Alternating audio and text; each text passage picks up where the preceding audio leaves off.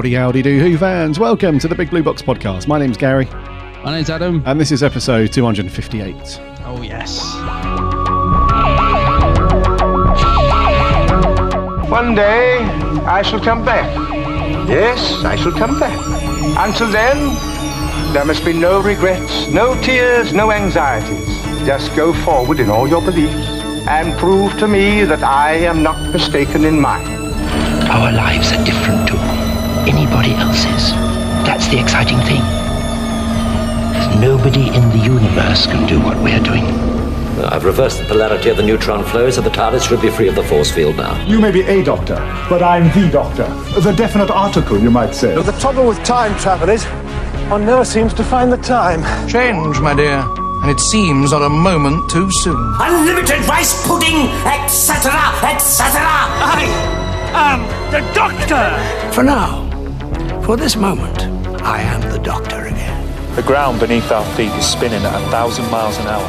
And the entire planet is hurtling around the sun at 67,000 miles an hour. And I can feel it. We're falling through space, you and me. People assume that time is a strict progression of cause to effect. But actually, from a non-linear, non-subjective viewpoint, it's more like a big ball of wibbly-wobbly, timey-wimey stuff. I could be a curator. I'd be great at curating. I'd be the great curator. I could retire and do that. I'm the Doctor. I've lived for over 2,000 years, and not all of them were good.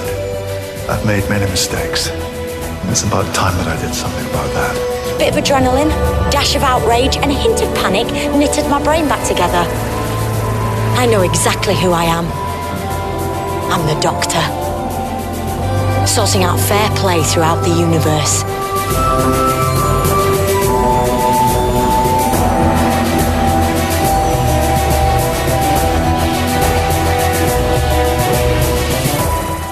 Howdy, howdy do, Who fans. I hope you've all had a cracking week and that you've all managed to do something. Doctor Who related. Oh, yes. Oh, yes.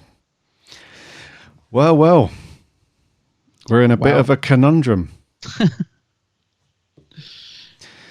Everything's changed, dude. I know. It's all a bit... I'll tell you what, watching Twitter and Facebook over the last 24 hours or 48 hours has been amazing. Yeah. I've never seen so many.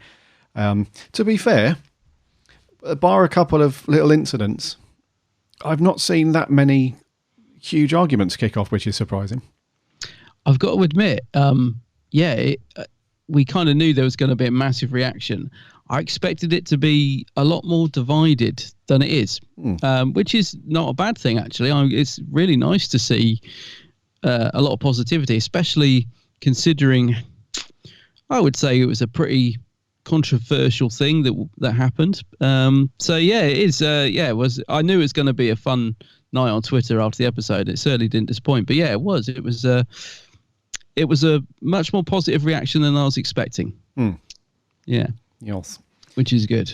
Yeah, and it kind of we'll get onto our review in a little bit. We've got lots to talk about, obviously, after the Timeless Children and stuff.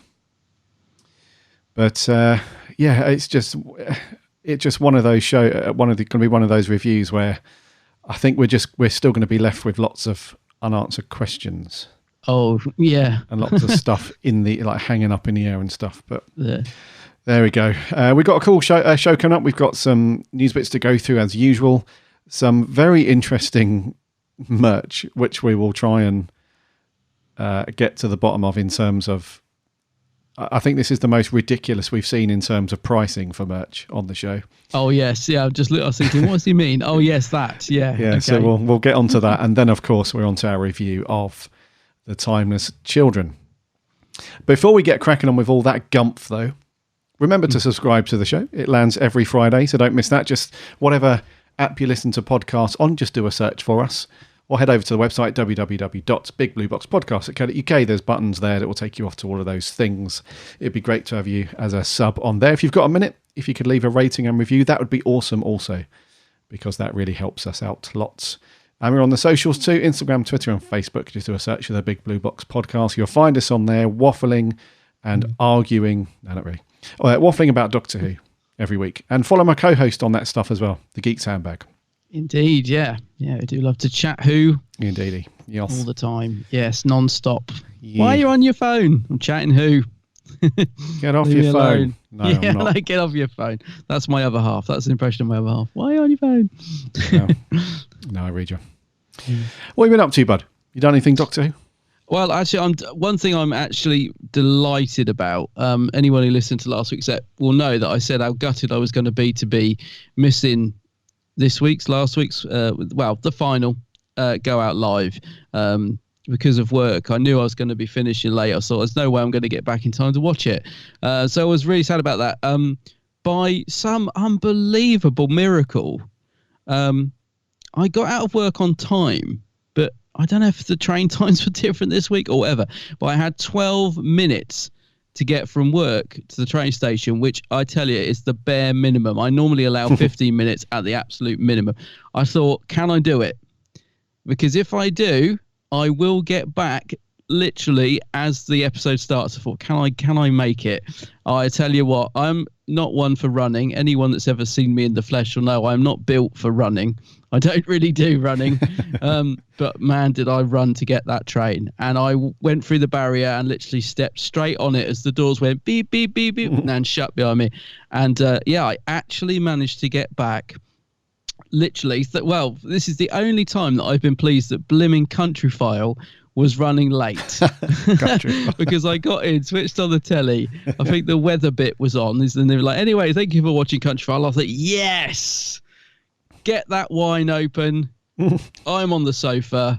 Doctor Who's about to start. I was just so pleased to make it back because I mean, it's normally impossible if I'm working a Sunday it is impossible. Mm-hmm. So I don't know how I did it, but I did get to see this going out live. I was just so thrilled about that because I felt like I was then part of it. You know, like I said, I love going on Twitter and Facebook straight after the episode, see the reaction. I just love that. And if I hadn't got back, I would have been back an hour later. So I would have sort of been an hour behind everyone watching it and then an hour behind the reactions and all that stuff. So yeah, I'm very pleased about that.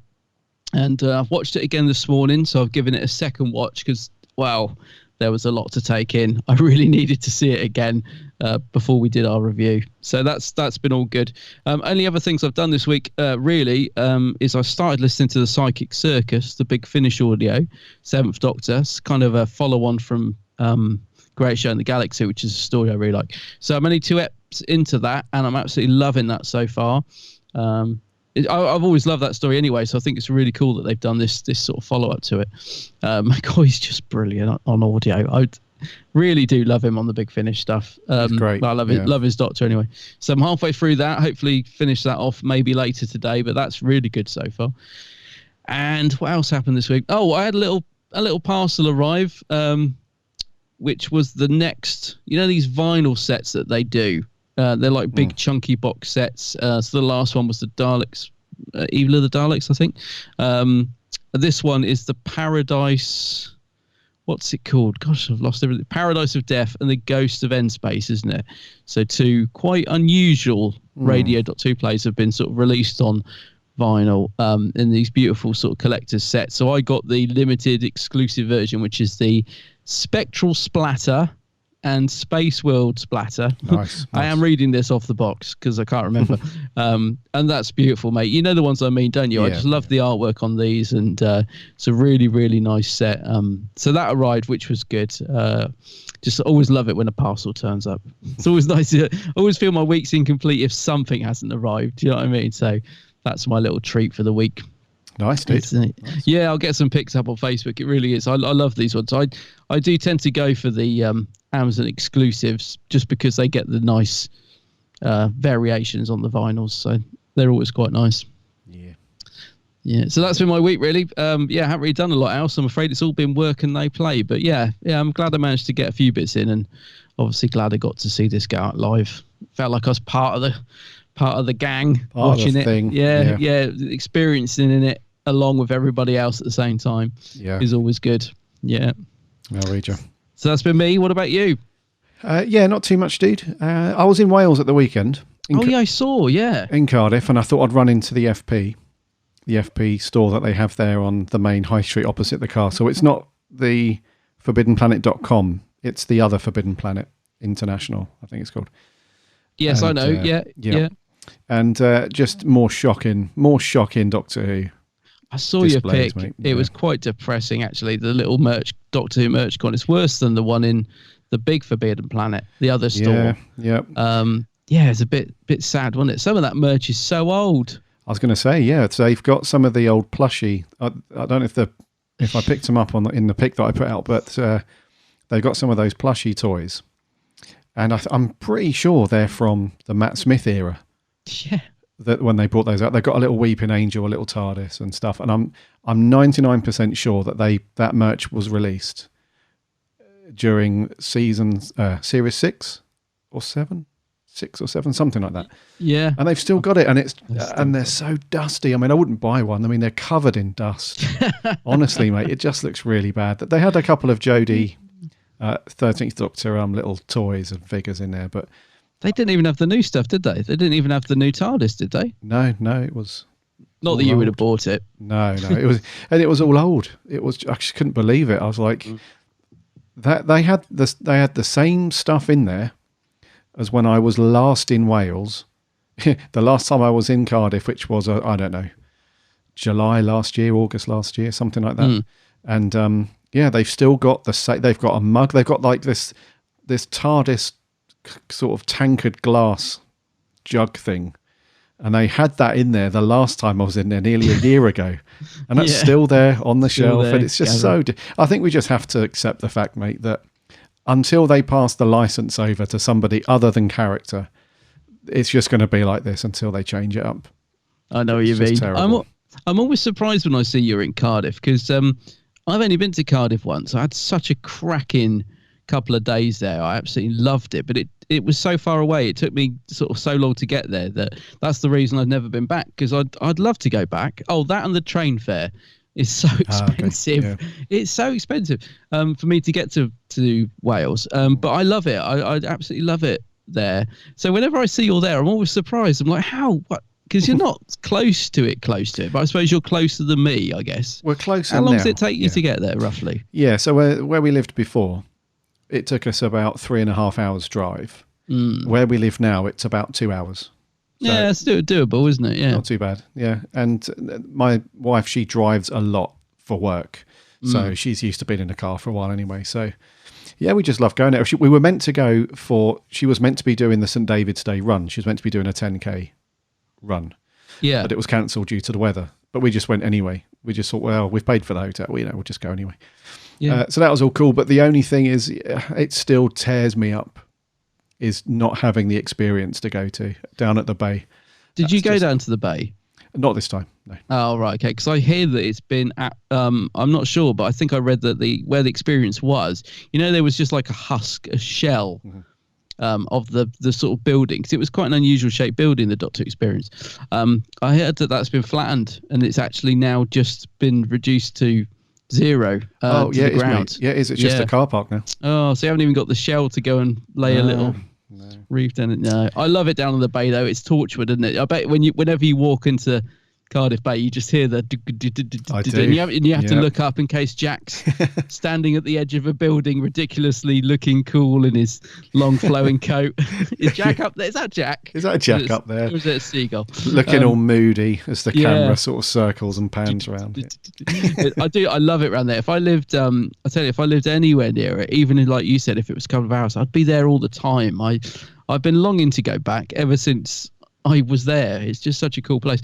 And I'm sad that the other place that's gone is Ed's Diner, which they filmed a lot of stuff in, didn't they? 11th and 12th Doctor stuff particularly.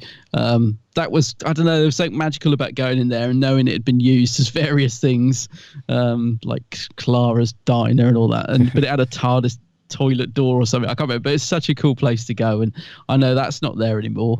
But I would still love to go. One day I shall go back to Cardiff. I will, because I just loved it down there. It's a great place. We go it's a great place. Yeah, we go a handful of times a year, I suppose. But I've always wanted to go to Sarah Jane's house. I know that's not in Cardiff. It's out of it, isn't it? It's off the beaten track. It is. Yeah. But that's on my list of places to go. Yeah. I mean, there's quite a lot of, even if you're just walking around Cardiff, and even if you're not down at the bay, you kind of you come across places that were used in especially the RTD era. We were walking down the high street and then you come across the big shopping arcade entrance, and that was used in Rose, you know, the bit where the Autons are breaking out of the shopping centre. Yes, yeah. And they come outside into the street at night. During filming, they obviously put a red telephone box and a London bus in the background and stuff to make it look like London. But you just come across things like that and you're walking past things, you're like, oh yeah, that was the bit. And then further round town, there's like the high street, and it's the bit where Tennant tries to draw money out of a cash point, and then Donna goes off and gets a cab and he's running down the street. You just naturally come across loads of bits like that. It did. That's absolutely true. Because I remember the first day we were there, obviously I was itching to just walk around and hope to like see stuff. And yeah, I spotted loads, like literally within half an hour be there. I was like, oh my God, it's the Queen's Arcade. This is where the Autons were. And I walked around the corner and there's like, oh, that was where Rose worked, that building. It's just the excitement levels of just walking around Cardiff the first time I went were through the roof. I just loved it. I'll tell you one place I don't want to go though is where they filmed Trap Street. You know, that dodgy little alleyway that they go down. Apparently it's absolutely reeks. I know friends that have like tracked down and they've like taken pictures of it, and it's full of like filth and stickers and dirt, and they said, oh, it's horrible. Like, who found that location, for goodness sake? Like, even back then it must have been awful. Imagine Peter Capaldi turning up and be like, yeah, so you walk down here, Peter, we're going to put a bit of blue screen cloth, so don't worry, it'll look great on screen. And he's walking down there and the thing's smelling of pee, and lovely. So that's one location I'm leaving till last. Yeah, I'll give that one a miss. Yeah, Trap Street Alley. Yes. Yeah. So that's what I've done, mate. A little bit of Doctor Who, having a look out for. And as you go round Cardiff as well, they have a lot of shops that you wouldn't expect to have Who merchandising has that in there because of the connection between making Doctor Who in Cardiff and, you know, shops and stuff. So you'll be walking past a shop and there'll just be a random TARDIS in the window. Not for sale, it's just there in the window. So it's cool spotting things like that as well. Yeah, I know what you mean. I love it when that happens. Like, you feel like it's everywhere. Everyone's embraced it because it was filmed there, sort of thing. Oh man, the last time I went there and the experience was open, there was just so many people. Like, we'd go to the experience and obviously you'd see lots of Who fans there. But then like an hour later where you've left and you've gone to get something to eat, you'll just see people walking around in TARDIS hoodies and Doctor Who t-shirts. Yeah. And it was such a fabulous... It was... Oh, man. And we covered the story, didn't we, last year? On one of our shows last year, we covered a story that said that they were reopening a similar thing in Cardiff. Not like a full-blown experience, but they were going to do a slightly trimmed-down version, I think. And it was going to be in Cardiff somewhere. Yeah, but that's not seen the light of day. We've not heard anything about that. And that's over a year later, so... It's brushed under the carpet, isn't it? I don't know what's happened to that. Heartbreaking, dude. But yeah, anyway, I haven't done anything else really other than watch this a couple of times that we're going to review, The Timeless Children. That's about it, mate.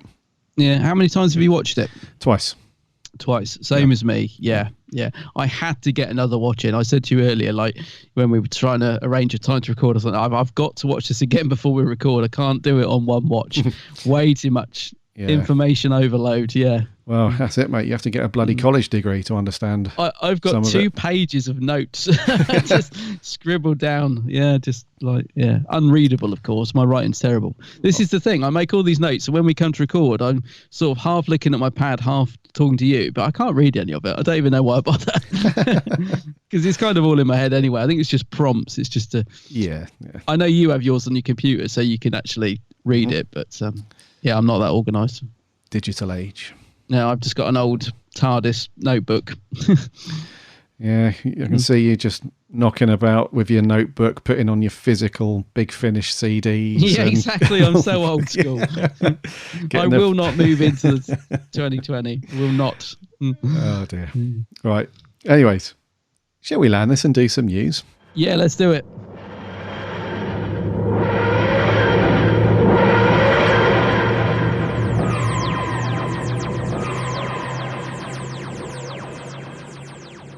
Right, viewing figures for the last couple of episodes. So we've got confirmed official ratings now for last week, Ascension of the Cybermen, and overnights for Sunday's just gone. So Ascension of the Cybermen, that finished up with 4.99 mil Oh, just under. Oh, we were robbed there.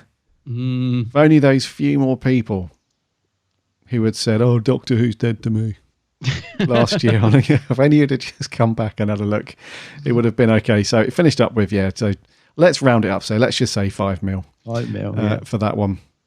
What did it do? So top for the week. Also, Ant and Dec's Saturday Night Takeaway is now back on the TV, and that rakes in a massive. So that's like 8.7 million. That's still 8 million. Gosh. Yeah, that goes mad. And Call the Midwife, the other BBC programme. That raked in 8 mil as well. The good news, though, is that the appreciation index score has gone up another notch. So we're up to 81 now, which is great. That's good. So it was 78, I think, earlier on in the series. We're now back up to 80 last week, and now we're 81 on this one. So that's very, very cool. So 5 mil there for Ascension of the Cybermen. And the Timeless Children, the overnight figures were 3.78 million for the overnights, which represents around 20% of TV in general for a Sunday night. So it's not too bad. And you had Dancing on Ice over on ITV, which 4.14 million. So a little bit over there.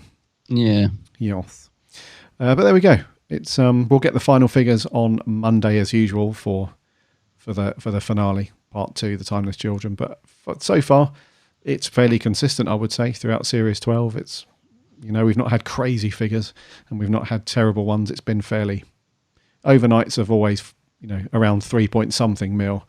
And then when you get the confirmed, that ranged from 4 up to 5 something. So not too bad. Not too bad. No, it's consistent, isn't it? I mean, I wish it's not exactly back to the glory days of viewing figures, but it's, like you said, at least it's been sort of the same every week, isn't it? So at least it shows that people, those 3-point-something million, are enjoying it and staying with it. So it just slightly irks me that the Antiques Roadshow beat us. That's just such an old, I don't know, is that the old, I don't know. Anyway, yeah, like you said, consistent. Right, moving on to some great news, though. Doctor Who escape rooms. You ever done one of these? I haven't, no. I've heard they're pretty cool, though. I've not done a Doctor Who one. I did a sort of World War escape room. My neighbours took me to one last year. I didn't know what to expect because I was like, I don't know if I like the sound of this. Locked in a room and got to find clues to get out, and because you are actually locked in. So they did a Cyberman one, didn't they? A Doctor Who one last year, I'm guessing. They did, yes. Which I really wanted to go to. I never got around to doing that. I think you can still do it, but they're launching a new one, or at least it's just launched, called A Dalek Awakens. Which is going to be going live in Reading, Birmingham, Norwich and Basingstoke.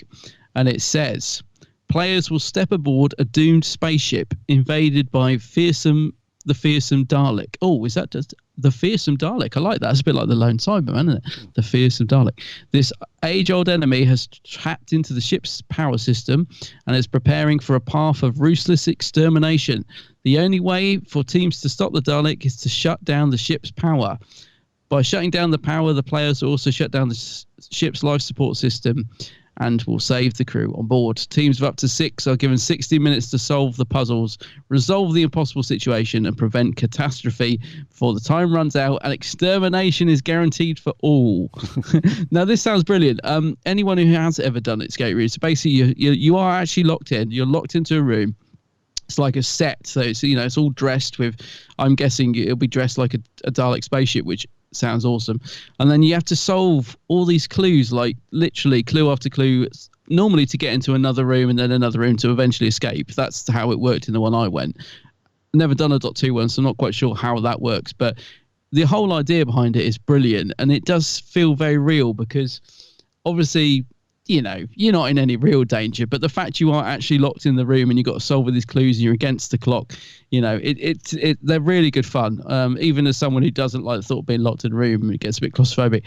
I loved the one that I did, and the thought of doing a Doctor Who one, especially this one, I think this sounds brilliant. I mean, the Cyberman one looked good, but this Dalek one, I don't know, just the thought of having the Dalek on the poster, he's all sort of, he's got like a bauble missing and wires hanging out. He looks a bit destroyed. And I don't know. I just think this sounds really, really good.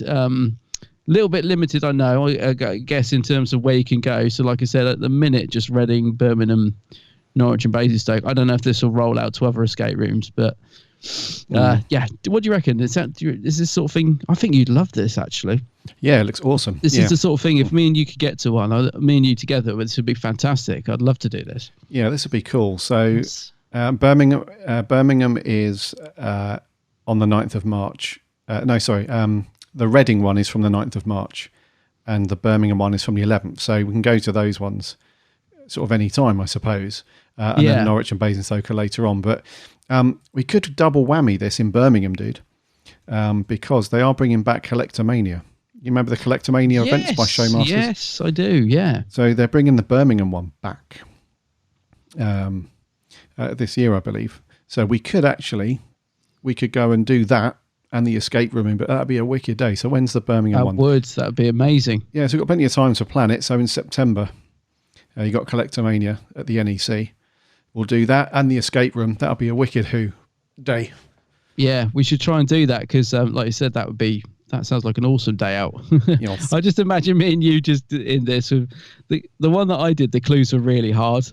Luckily, I had the neighbours that were with me were pretty on the ball, and they managed to solve quite a lot of them. So I don't know, but I reckon with our new haulage, dude, we should be able to. Yeah, we should be able to rock this. 5 minutes, we'll have it done. Want our money back, please? Imagine if we get in there and it's like, that Dalek looks a bit familiar. That's not old Dalek Tat. He ain't got himself a job, has he? He's moonlighting. In his game room, yeah. Oh. He's moonlighting, the cheeky little. But yes, that does sound very, very good. It does sound cool, yeah. And we'll put a link in the show notes to the website. If you go to escapehunt.com/Doctor-Who, you'll be able to book your tickets there. It's 25 quid per ticket, which is not too bad. Not too bad, yeah. Right, yeah, that's it for news. Talking of Grumpy Pants, Dalek Tat, shall we see what he's got merch this week? Oh, I suppose we better have a look. Merch corner. Merch corner. Merch corner. It's a bit rubbish, but it's pretty. It's very pretty. Well, there you are, young man. What do you think of that now, eh? A Viking helmet. I know, it's on the telly. It's everywhere. I don't know whether to be impressed or disgusted. Try work in a shop now, here to help. Dude, would you like to be dressed in some refined, very British branded line of Doctor Who clothing? Yeah. Yes, please. I have got £25 in my wallet. What will it buy? Well, for £25, you could buy a pair of socks. Do they actually have any that cheap? They do indeed. Yes.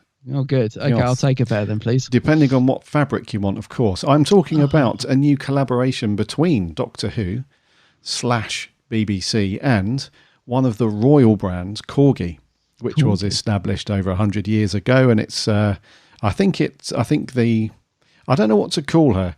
The CEO, the manager, the ambassador, I'm not sure. But anyway, Princess Anne, who was obviously unveiled, who's obviously connected to the Corgi brand. So anyone who doesn't know, Corgi is like she's just on the end of the table, just taking the money.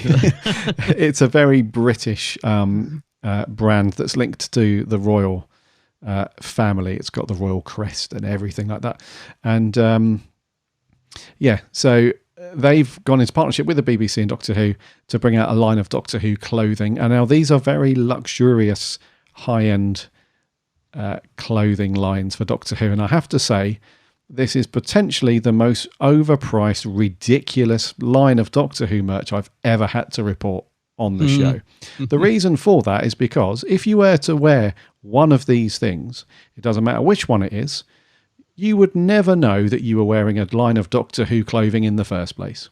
No. So you can buy a cashmere cotton striped jumper. I mean, this is the only one out of the lot that you would think, is that a Doctor Who jumper? I think so. And it's Jodie's stripes. You know that she's got across her T-shirt that she wears. It's that, but in a sweatshirt form, basically. And this is cashmere and cotton. And that will set you back 290 British pounds, which is crazy. What? The other things you can get, they've got socks. So you can get Doctor Who women and men's socks. You can buy them in cashmere and cotton. They'll set you back £40 a pair. £40 for a pair of socks? Yep. Or you can buy the wool and cotton, and that will set you back £19 a pair. So with your 25 quid, mate, you could get a pair of wool and cotton socks. And they've also got the striped scarf as well. And again, they do a cashmere one, which is £280, or they do a lamb's wool one, which is 190, or for the peasants, you can get a cotton one, which is 99 quid. Even 99 quid. I mean, what the heck? See, I noticed Jodie wear this. So she wore the blue scarf last week. I noticed this. I was like, oh, hang on a minute. Suddenly out of nowhere, the Doctor had got this scarf on. And I only spotted it for one scene. I could be wrong. She just suddenly had a scarf on. I think it was last week or maybe the week before. And I thought, oh, Doctor's got a new scarf. Surprised no one's mentioned that. Clearly, someone had said, oh, there's a new range coming out. Quick, Jodie, for this scene, bung this scarf on because we need it on screen for 3 seconds so that everyone has to go and buy it. So when this was announced, I thought, oh, there's that scarf she's wearing. Oh, I might get one. How much is it? 280 quid for a scarf? Are you having a limit? I don't care if it is cashmere. I don't care if it's delivered by Princess Anne out the back of her van. Oh man, the prices are just like you said. I mean, like, you know, socks, for goodness sake. Who's gonna next time we're at the BFI? Am I going to say, "Oh, Gary, let's have a look at your socks, mate"? Are they the official Doctor Who? The prices are crazy. They are. I mean, if you've got the money, great. But yep. I could go to Spain for 290 quid and have a nice little couple of days in the sun. Indeed. Yeah. Well, with Ryanair, but you know. well, that's the thing. You know, this is aimed at obviously a certain market. Well, It's aimed at the more higher end, more kind of designer.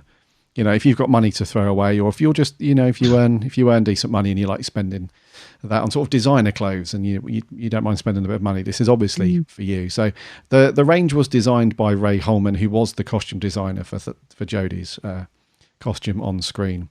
And he says, I chose to work with Corgi after visiting the factory and seeing the high quality materials they use and the beautiful products they create. As a small company in the heart of Wales, the craft of knitting is still very much alive, and we are able to use these skills in the creation of the jumpers, socks and scarves. It's been a pleasure to work with Corgi and create such a wonderful range of garments for the Doctor. So, yes, it's okay. Like I said, if you've got money to just fling around and stuff, it's all good. But the only thing is, if you're a casual Doctor Who fan, you'd walk past everybody wearing this and not even blink. You wouldn't even know, unless you kind of saw the stripy bit on the jumper, I suppose. Then you might link that. Or to be honest with you, you'd probably think, oh, that looks a little bit like the T-shirt that Jodie wears. You wouldn't initially think that's an official Doctor Who thing. Yeah. So, especially the socks. What are the socks about? I don't even know what that colour scheme is from Doctor Who. It's like a bright turquoise and bluey kind of colour. I don't even know where those colours originate from in Doctor Who. The only people I know there'll be...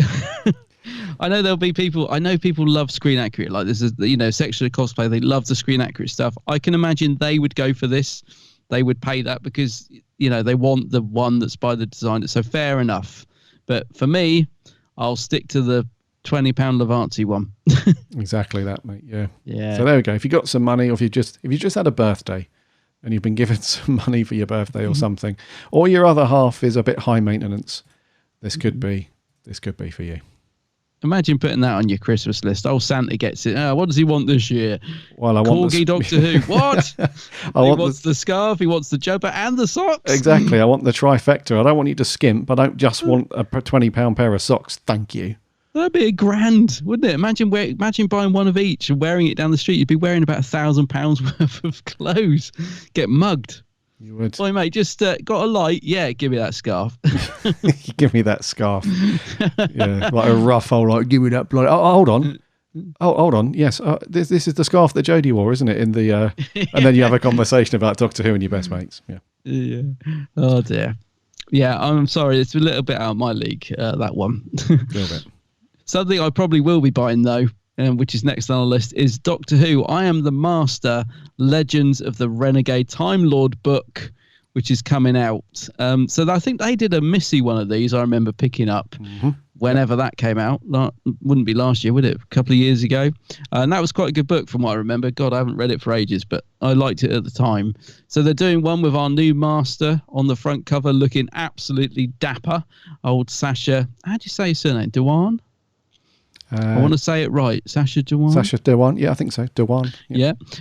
Looking very cool with a very evil grin on his face, and he's got his waistcoat on and stuff. And the blurb says, everything you know is a lie. Which is, of course, his line. Isn't it? The Doctor and the Master, their conflict of light and dark has spanned many times and faces across the universe. This collection of 5 short stories and a novella explores the depths and darkness in the Master's hearts, the arch schemer's secrets and sinister ambitions revealed through brand new adventures and encounters. It says, join 6 incarnations of evil for undreamed of adventures, a quest to free alien warlords, a dangerous mission to save a vital ally, a meeting with Bram Stoker, a shattering of lies on a distant world, a trial of wits to gain untold power, and drop in on the Master's latest incarnation during his 77 years of imprisonment on Earth. So this does sound like a cool book. Let me just get the price for you, because I think the other one was about $9.99. Yeah. So recommended retail price is $12.99, but you can get it for around a tenner if you pre-order it. It's coming out in July this year. So yeah, this is a pickup for me. I like this sort of stuff. Yeah, it looks cool. Going to pre-order this one. I probably won't get the hard cover or the actual book. I'll probably just Kindle this one. Yeah, it looks pretty good. Yeah, but I love the cover art. The cover art looks amazing. It's very nice. Obviously, I'll be buying the physical product to put next to my Big Finish physical CD. Of course you will. Yep. There's no doubt about it. But yeah, no, that does look good. Yeah, I'm loving, like you said, the cover and the style of the Master. It looks really, really cool. So, yes, yeah. And it's these books that feature like a bunch of short stories. They're perfect for sort of pick up and put down. So once you finish one of the stories, you can sort of put it down for a couple of days and pick it back up. So that's cool. That's right. Yeah. So we go. And that is out in July. Yeah. Sometime in July that'll be out. You can order it from me. You can pre-order from the usuals, Amazon, etc. Right. That's it for news and merch. Review time, buddy. Whew. Let's get into it. What we got? So, yeah, obviously the conclusion to Series 12, the second part, called The Timeless Children. Gallifrey doesn't exist. It's gone. Forever. 2 survivors. 2 children of Gallifrey. The Doctor and the Master. We don't stand a chance here. We are stuck on a ship, stuck with Cybermen. Set course for Gallifrey. Look upon my work, Doctor, and despair. The Master was one of my oldest friends. We went very different ways. You killed them all. Told you before that everything you knew was a lie. Well, now you get to face the truth. We're going to find the Doctor, and we're going to take them Cybermen down. Today, you have to survive. Brace yourself. This is going to hurt.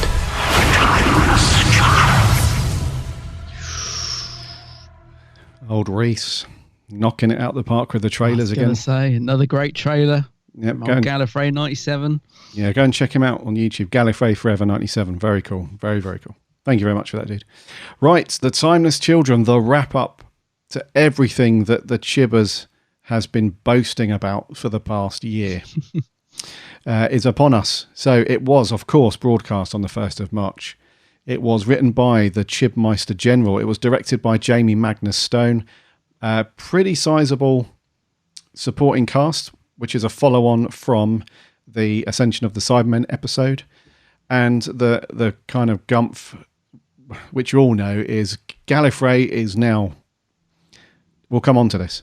But Gallifrey is now supposedly dead. The Master has killed all of the Time Lords / Gallifreyans, whatever you want to call them, and is now in cahoots with the Cybermen. He has killed Ashad, or shrunk him down, should I say, has taken over the Cyberium, and has created a race of Time Lord / Cybermen, Cyber Lords, Time Cybers, Time whatever, people with kind of infinite regenerations. So these are like the perfect soldiers and stuff. He's going to take over the the whole universe, usual master stuff, going to take over the galaxy, the universe, whatever. And it's down to the companions, basically, to rescue the Doctor and try and save the day while the Doctor is imprisoned and is going through a bit of a walk down memory lane, thanks to the Master. He's basically hacked into the Matrix and has uncovered a bunch of memories that no other Time Lord has ever found before in the Matrix, I might add. And it turns out that there's a very big secret around the Doctor and where she's from and all that stuff, which, kind of turns the lore, the core sort of lore of Doctor Who on its head a little bit and creates a new big question mark and absolutely solidifies the Doctor Who once again in the show. So, yes. Right then, mate. What you got? Well, apparently this episode was written by the same person who wrote the Battle of Ranskoor Alf Kolos, which I find very hard to believe, because whereas that was an absolute bore fest of a final, this was, for me, edge of the seat gripping television. As I said earlier, was very pleased that I managed to get back to watch this live. I did have my notebook to hand, but I didn't make a single note on first watching because I was absolutely engrossed in this. I thoroughly enjoyed it. It did lead, by the time it finished, it left me not knowing where I was or how I felt about it. I knew I enjoyed it. I thought it was a really good hour and 10 minutes of television. I really did think it was great.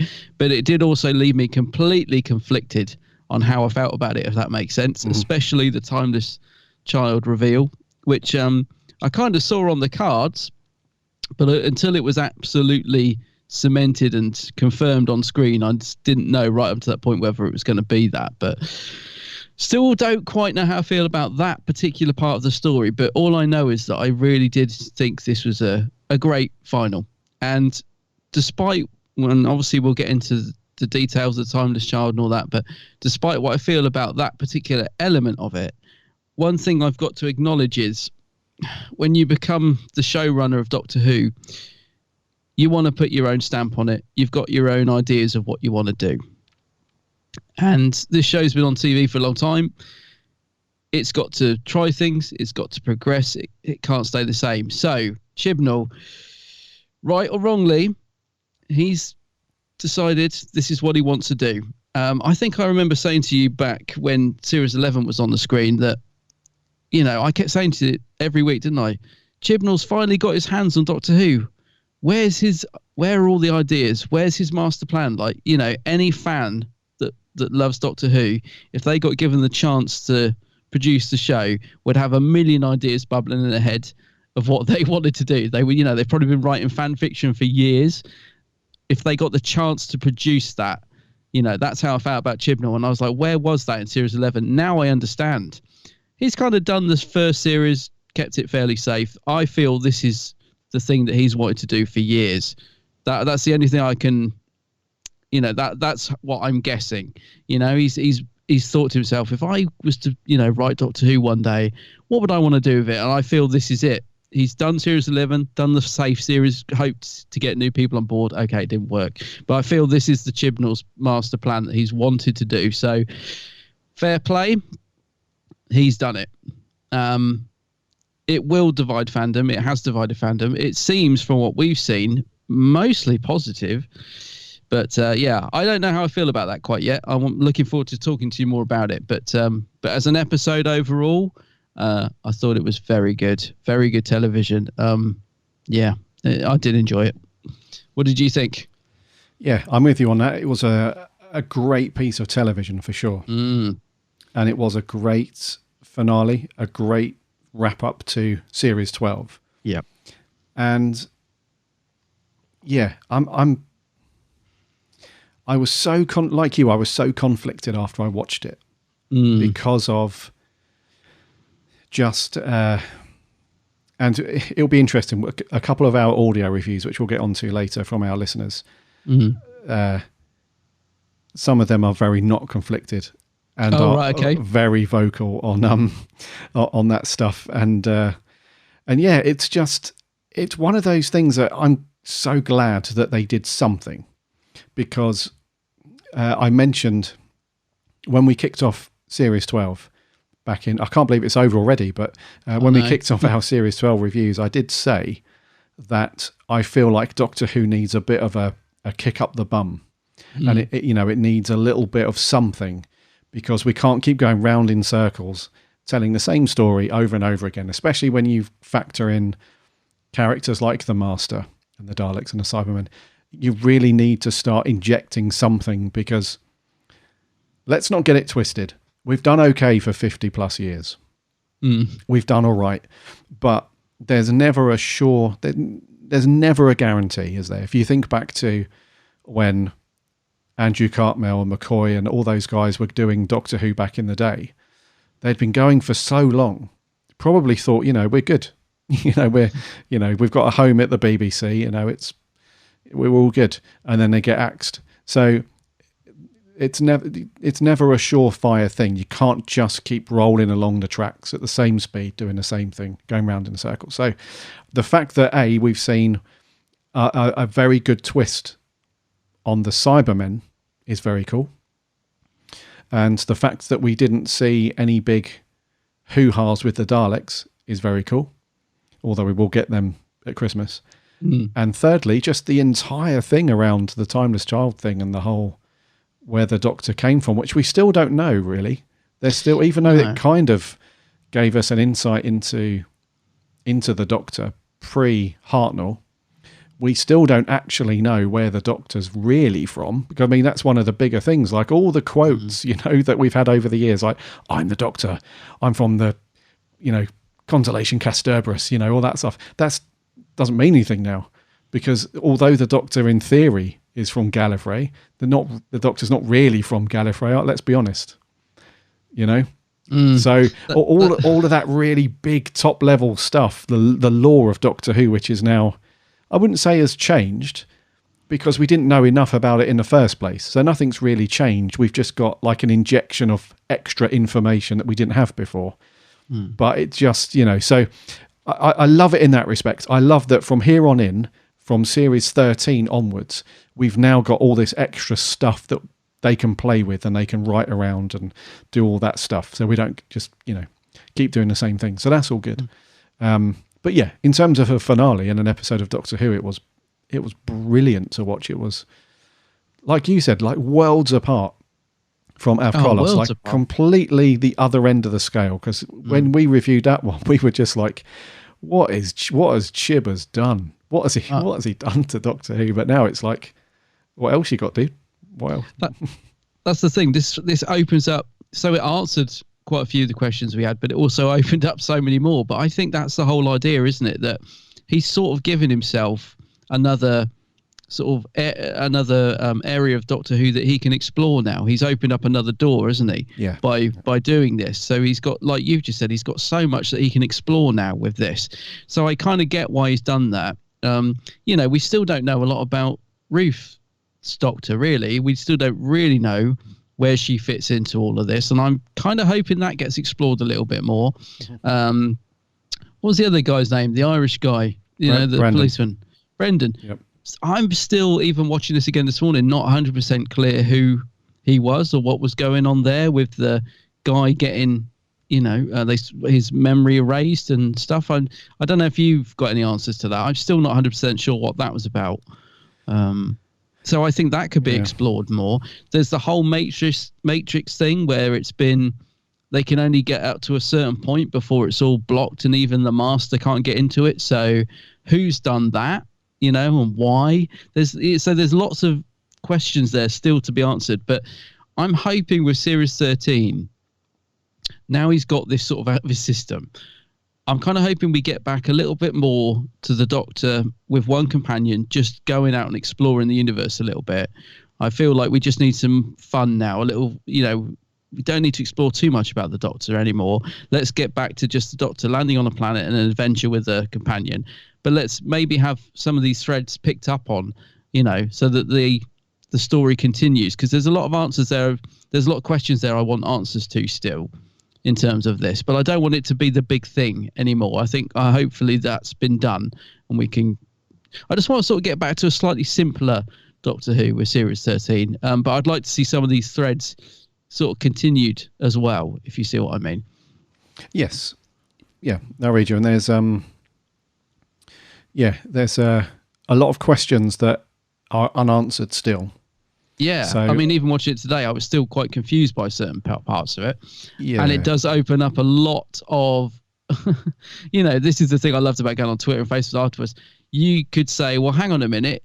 Like, the one big thing is, well, if the Roof Doctor's before Hartnell, why does she have a police box TARDIS and the same sort of interiors? There's things like that, which I don't know if we're ever going to get an answer to that. I think that will be purposely left to your own interpretation. I might be wrong. He might give us some answers, but there are things like that. It has opened a massive can of worms whilst also sort of answering a whole can of worms from the whole of Doctor Who's history. I mean, I'm just going to say now, I absolutely screamed when I saw the Morbius Doctors appeared on screen. They are now, that's part, I love that question has been answered. Yes, they are the Doctor. I loved that part of it. So it sort of answered a load of questions. The whole thing about the Doctor being more than a Time Lord from Silver Nemesis, you could just sort of bring anything into canon now if you wanted to. I mean, I love the Cushing movies, so I now think that that is an alternative Doctor. That is the Doctor. So it's answered a lot of questions whilst also opening a whole can of worms of contradictions, and it's a brave thing to do, I have to say. I still don't know how I feel about it because I just love Hartnell's Doctor so much, and I will always think of him as the original. The Doctor, because I just love Hartnell's Doctor, and I don't want to take anything away from him. But I think, like you said, this doesn't necessarily do that. This just opens up a lot of interpretation if you want it to. If you don't want it to, then it doesn't really change it. I don't know. I'm still very, very conflicted about that because of how much I love Hartnell's Doctor. So, yeah. But I kind of like it. Maybe it was the way it was done. I just love this concept of, this child being found and the whole regeneration. I think it's a really interesting idea. I've got to be honest. I don't know if I love it, but I do find it very interesting. Yes. No, I agree. And I think, I think it just depends on how you view the future versus the past as well. Because if you're one of these people that are kind of set in stone, it's like, nope, Hartnell was the first Doctor. Nothing will take that away from how I feel about that. Yeah, and also the whole theory around regeneration and time travel. We've been drip fed these stories for so long now that the Time Lords were, they were just born as regenerative people, beings, whatever. They weren't. This wasn't a scientific experiment. This was just like that's just as a race of people. That's just what they do. They were born to regenerate and all that stuff. So we've had all of that for so long. It's become the norm, hasn't it? For so many people, for so many years. That's just what Doctor Who is. Yeah. It's that. So when you have something like this, which is a bit of a massive curveball to throw at you late in the day, of course it's going to be like, oh, I don't know. So I think a lot of Who fans are like us at the moment, mate. It's like, yes, it's a great idea and it's fantastic because when you translate that into a great episode of Who like this one, it's really good and it injects a lot of change into the show. But on the other hand, you have got that legacy of 50 odd years of amazing storytelling, which they've built on. So all of a sudden it feels like the rug's been pulled from under your feet a little bit, just a little bit, it does feel a bit. So yeah, it's a conflict, isn't it? It's like, I love all that. I love all of classic Who and especially Hartnell. He is the Doctor, the first Doctor and all that stuff. But then you fast forward in time, we're in 2020. It's like, well, like the Doctor, the show has got to move forward and regenerate in some shape or form so that we can still tell stories for another 50 odd years. We can't just kind of keep, I'm going to come back to this, I think, quite a bit throughout this review, but we can't keep just retelling similar stories about the Doctor and the monsters and stuff. So, but change is good. Change has got to happen in order. Because if you think about some other TV shows that have been on over the years, obviously none of them, can't compare to the length and the breadth of storytelling we've had for Who for so long. But if you think about even some of the more popular TV shows, they only run a certain amount of time. And the reason for that is because ratings just start to go down and down and down. Not in the same way that Who has in terms of popularity. I'm talking about content, like storytelling. A lot of TV shows, they just start to drift away because they're telling the same story or a similar story around the same group of characters for a while. And people just naturally just drift away. And then it's just like, well, people are not watching it anymore because, we're just not giving them enough change and enough, cool stuff to get their teeth into. So they end up just being axed or cancelled. So in order to stop that, I think the Chibbers has kind of, maybe that was a decision early on. Maybe that was like, look, like you said, we're going to try something new. We're going to get some of these cool things, what we consider to be cool things, out of the way in Series 11. But then in Series 12, it's probably around the board table with the BBC, just giving you a heads up now that you might see the odd tweet at the end of Series 12 from Who fans about what we've got planned. So, well, that's kind of what I was alluding to at the start, isn't it? I think that's what I mean. I think Chibnall, he's come on board. He said, "This is what I want to do with Doctor Who," and they obviously said, "Yeah, go for it." I can totally understand why people would be upset, from this, but I also feel like I must admit, if you'd have told me the storyline before I watched it, if you'd have said to me, the Doctor's going to turn out not to be Gallifreyan and this, I would have said, "Oh no, don't do that." But something about the way it was done and the way the episode was produced and the sort of idea, I bought into it a lot more than I would have done if you'd have told me about it beforehand. I think if you'd have said to me, "This is what's going to happen," I would have said, "No, God, no, I don't like the idea of that."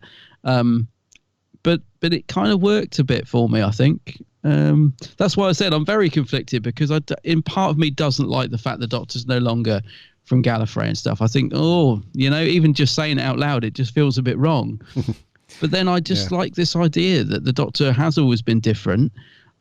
We've had so much sort of conflicting information over the years about the Doctor, which is added to the mystery. But this kind of has answered that, but still somehow added another mystery to the Doctor. So the Doctor's still a mystery.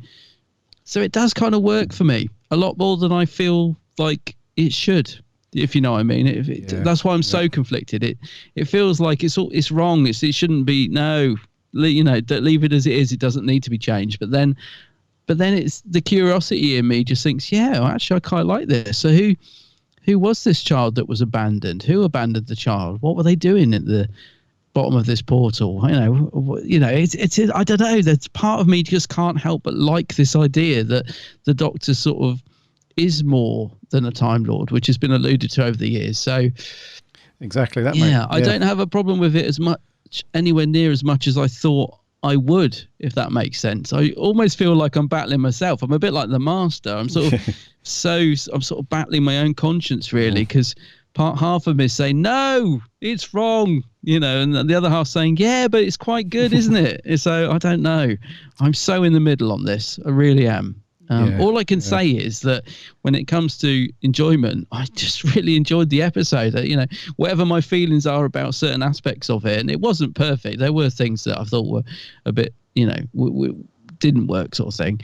But overall, I just enjoyed the episode so much that I just really, I think what I'm trying to get to is that I've just gone with the flow with this. Yeah. As much as part of me wants to fight it, I just enjoyed it so much that I am just going with the flow. I think, okay, fine, let's see how this pans out, really.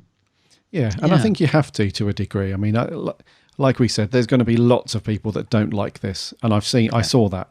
Not as much as I thought, actually. But not as much as I thought. I thought it'd be going mad on Twitter. I was amazed at the positivity for this. Apart from, I know our good friend Matthew from the Who Addicts really didn't like this. He really didn't like this. He didn't like the idea of it. He liked the episode, but he really didn't like the whole timeless child thing. And I totally get why people wouldn't. But I was surprised. I thought there'd be a lot more 50-50. Most of the stuff I've seen has been very positive towards this. So yes, yeah. But I think it's a case of, look, if you're not on board with this this new direction. It's not even a new direction, is it? I mean, let's be honest now.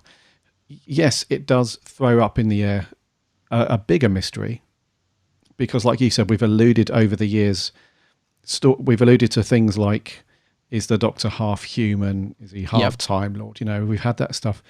And but the thing is that there's only so much that you can do within the current structure of the lore before you have to start sort of over messing with it anyway, if that makes sense. So over the years, especially in modern Who, we've always had stories that kind of creep into where the Doctor is from on Gallifrey and what they were like as a child and that stuff. We saw it in The Day of the Doctor, didn't we, with the whole thing. We've seen just various little pointers that say, okay, and also it leads into the whole number of regenerations as well. We've had this maximum of 12. That's the other thing, isn't it? So that's the other thing I thought when this happened was, so that whole bit in Matt Smith's last episode when he was begging them for more regenerations or whatever, to this day I've only watched the episode once.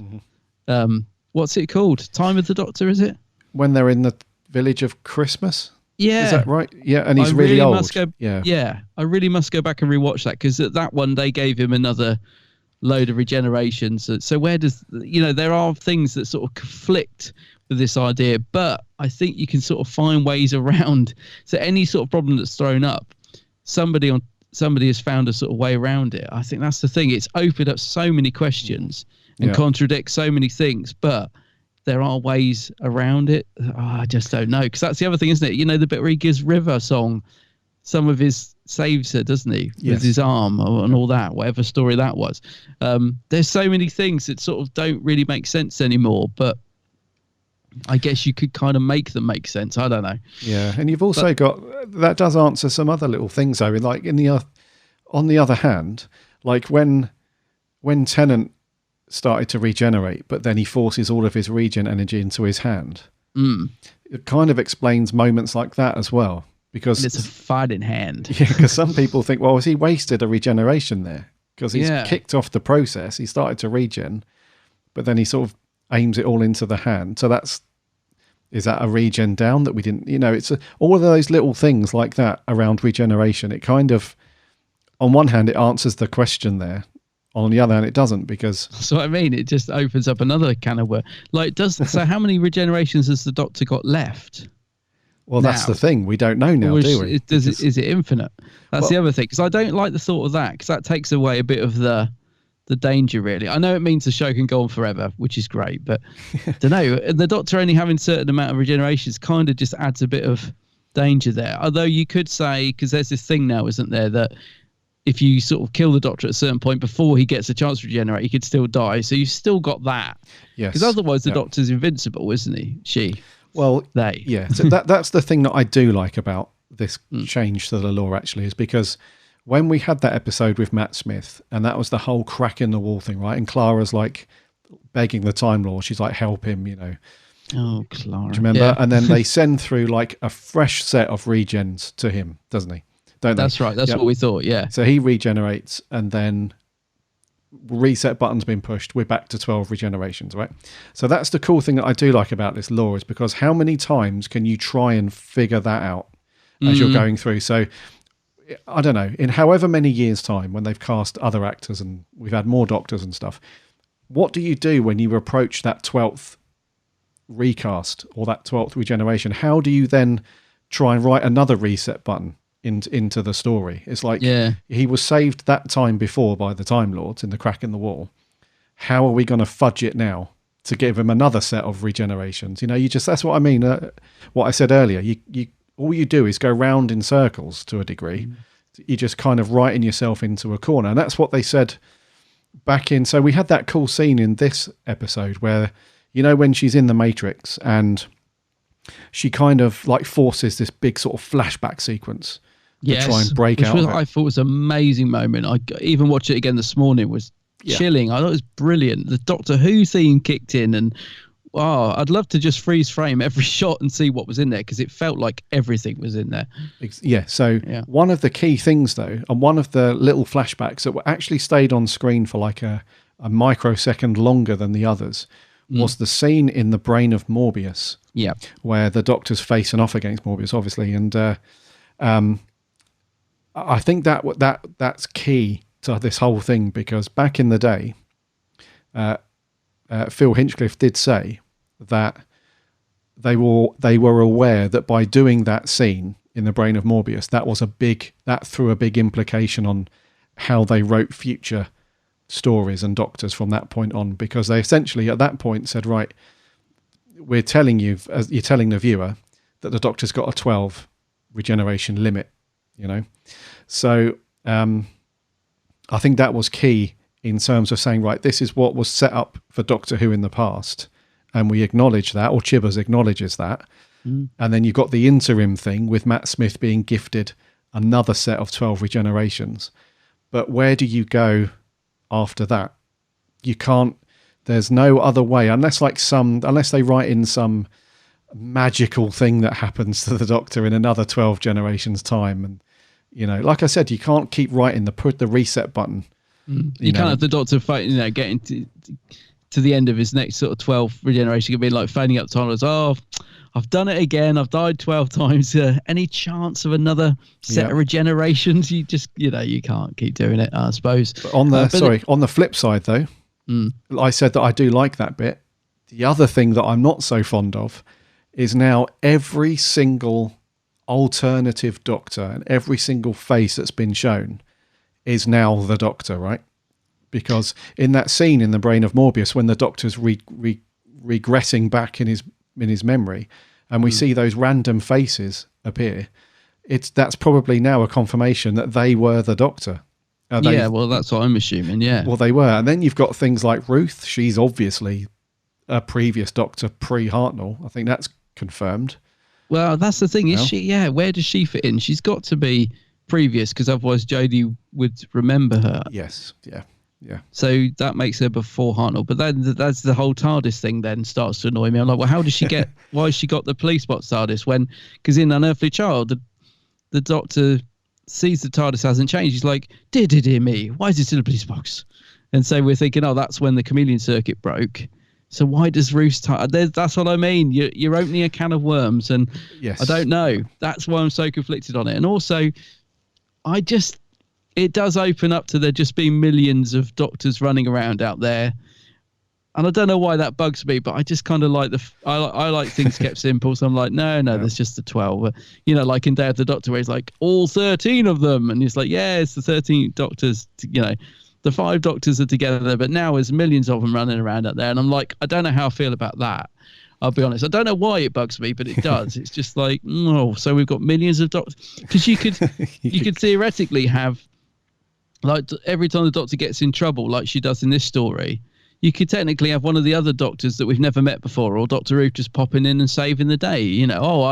I knew this was going to happen, so I went back in time and I made sure I was in the right place to save you or tell you that bit of information at the right time. It just seems a little bit like, I don't know, you've just got millions of Doctors running around that could save the universe every day. It makes it a little bit safe, I suppose. Indeed, and it's clear that Chibnall watched a ton of Rick and Morty before. Oh, that's what I was trying. Yes, I knew there was something I was trying to think of. Yes, because that's exactly it. It's basically every episode of Rick and Morty. There's like an infinite number of Ricks in infinite number of universes, and he just hops between them. So it's clear that he watched that a lot before he wrote. That's really bugging me. Where I was thinking of that infinite. Characters just turning up and save the day. Of course, it's Rick and Morty. Yes. Yeah.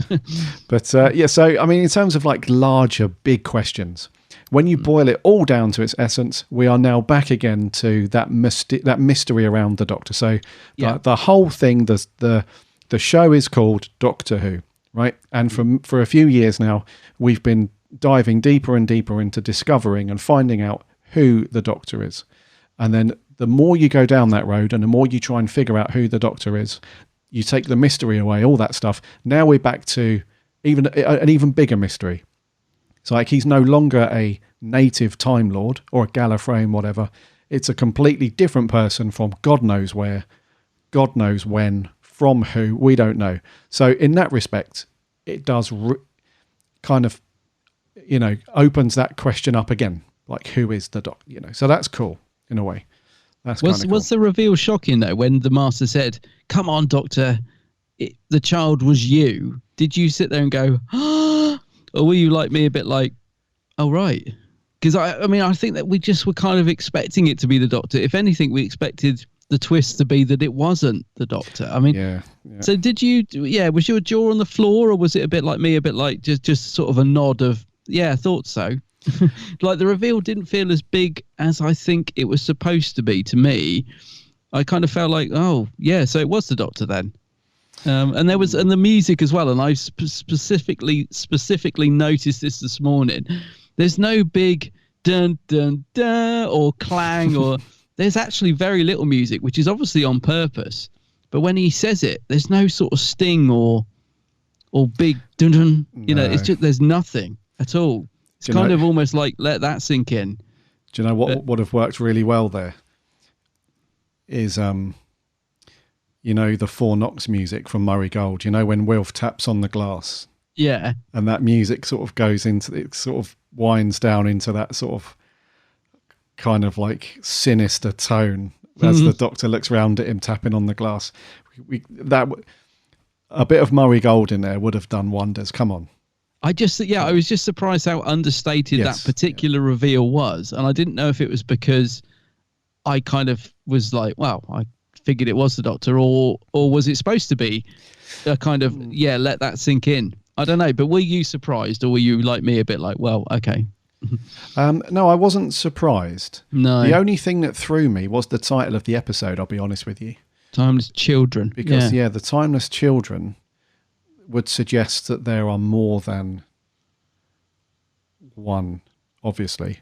So the Doctor is the timeless child, but throughout the entire story and the way the Master describes, you know, that there's about 2 or 3 scenes where it's just the Master telling the Doctor the history of everything as he's going through the archives in the Matrix. He always refers to the timeless child as in the Doctor's only the one, like the Doctor is the one being that's kicked it all off, sort of thing. So the title of the episode, that threw me because I thought, are they referring to like the people of Gallifrey as the timeless children? Once that they had learnt once that Tectone had sort of worked out how to regenerate, is all the children at that point on timeless children of Gallifrey? Is that the kind of thing that the title alludes to? Or was it, there are more than the Doctor out there? So is there like a race of people like the Doctor we haven't seen yet who can naturally regenerate?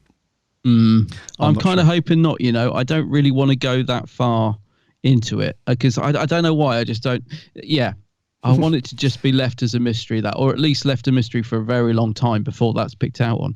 I think I just read it as the Timeless Children is just the Doctor because it's children because she keeps regenerating, and so we're getting lots of, I don't know. I just read it a different way, but I get what you mean. It does imply, again, it's open to a lot of interpretation, isn't it? The other thing is, do we believe the Master though? I kept thinking this all the way through. You know, the Master's not the most trustworthy of people. Like we are just kind of taking his word for everything. He could have gone into the Matrix and just set all this up. It could be, everything could be a lie. So that, I think, again, is a get out clause for any future showrunner that might want to retcon this. They could just say, well, the Master was lying, obviously. Of course, the Doctor's from Gallifrey. So there's, you know, you could totally change this again if you wanted to, if another showrunner didn't like this. A bit like, you know, every showrunner so far has sort of done what they wanted to do. Like Russell got rid of the Time Lords, Moffat brought them back. Or no, actually RTD brought them back, didn't he? But do you know what I mean? Each showrunner can do what they want, and this again could just all be turned around if you wanted to. But yeah, we are kind of just taking the Master's word for it. Even the Doctor just seems to believe every word he's saying. And I just don't know. Is that good? Is that a good thing? Are we to just believe everything the Master says? Well, as the viewer, as the Doctor? I don't know. Well, it's a tricky one, isn't it? Because I think it would have taken a lot of work for the Master to fabricate all of that stuff within the Matrix. But having said that, he does play the long game, doesn't he? He does. He was imprisoned on Earth for what 70 odd years. Yes. So he does play the long game. He has time to manipulate and do this stuff. So you never know. I mean, that did cross my mind, and I saw a lot of people tweeting that afterwards, where they were like, "Well, there's no guarantee that this is a thing. You know, this could just be. I mean, we could, when we get to the Christmas or the New Year's Day special later on in the year, we could have a bit where Chippers is like, I had you all there for a minute, didn't I? So I don't know. It could be. I don't think so. I think it's too much of a big bombshell to drop and then say later on, actually, no, I didn't mean, it was a ruse. I didn't mean it. A ruse by the Master, I think. And the other reason I think that is because as it was portrayed so brilliantly by Sacha Dhawan, I think just the amount of rage when he figures out that a part of the Doctor is in his genetic makeup. It's part of him, basically.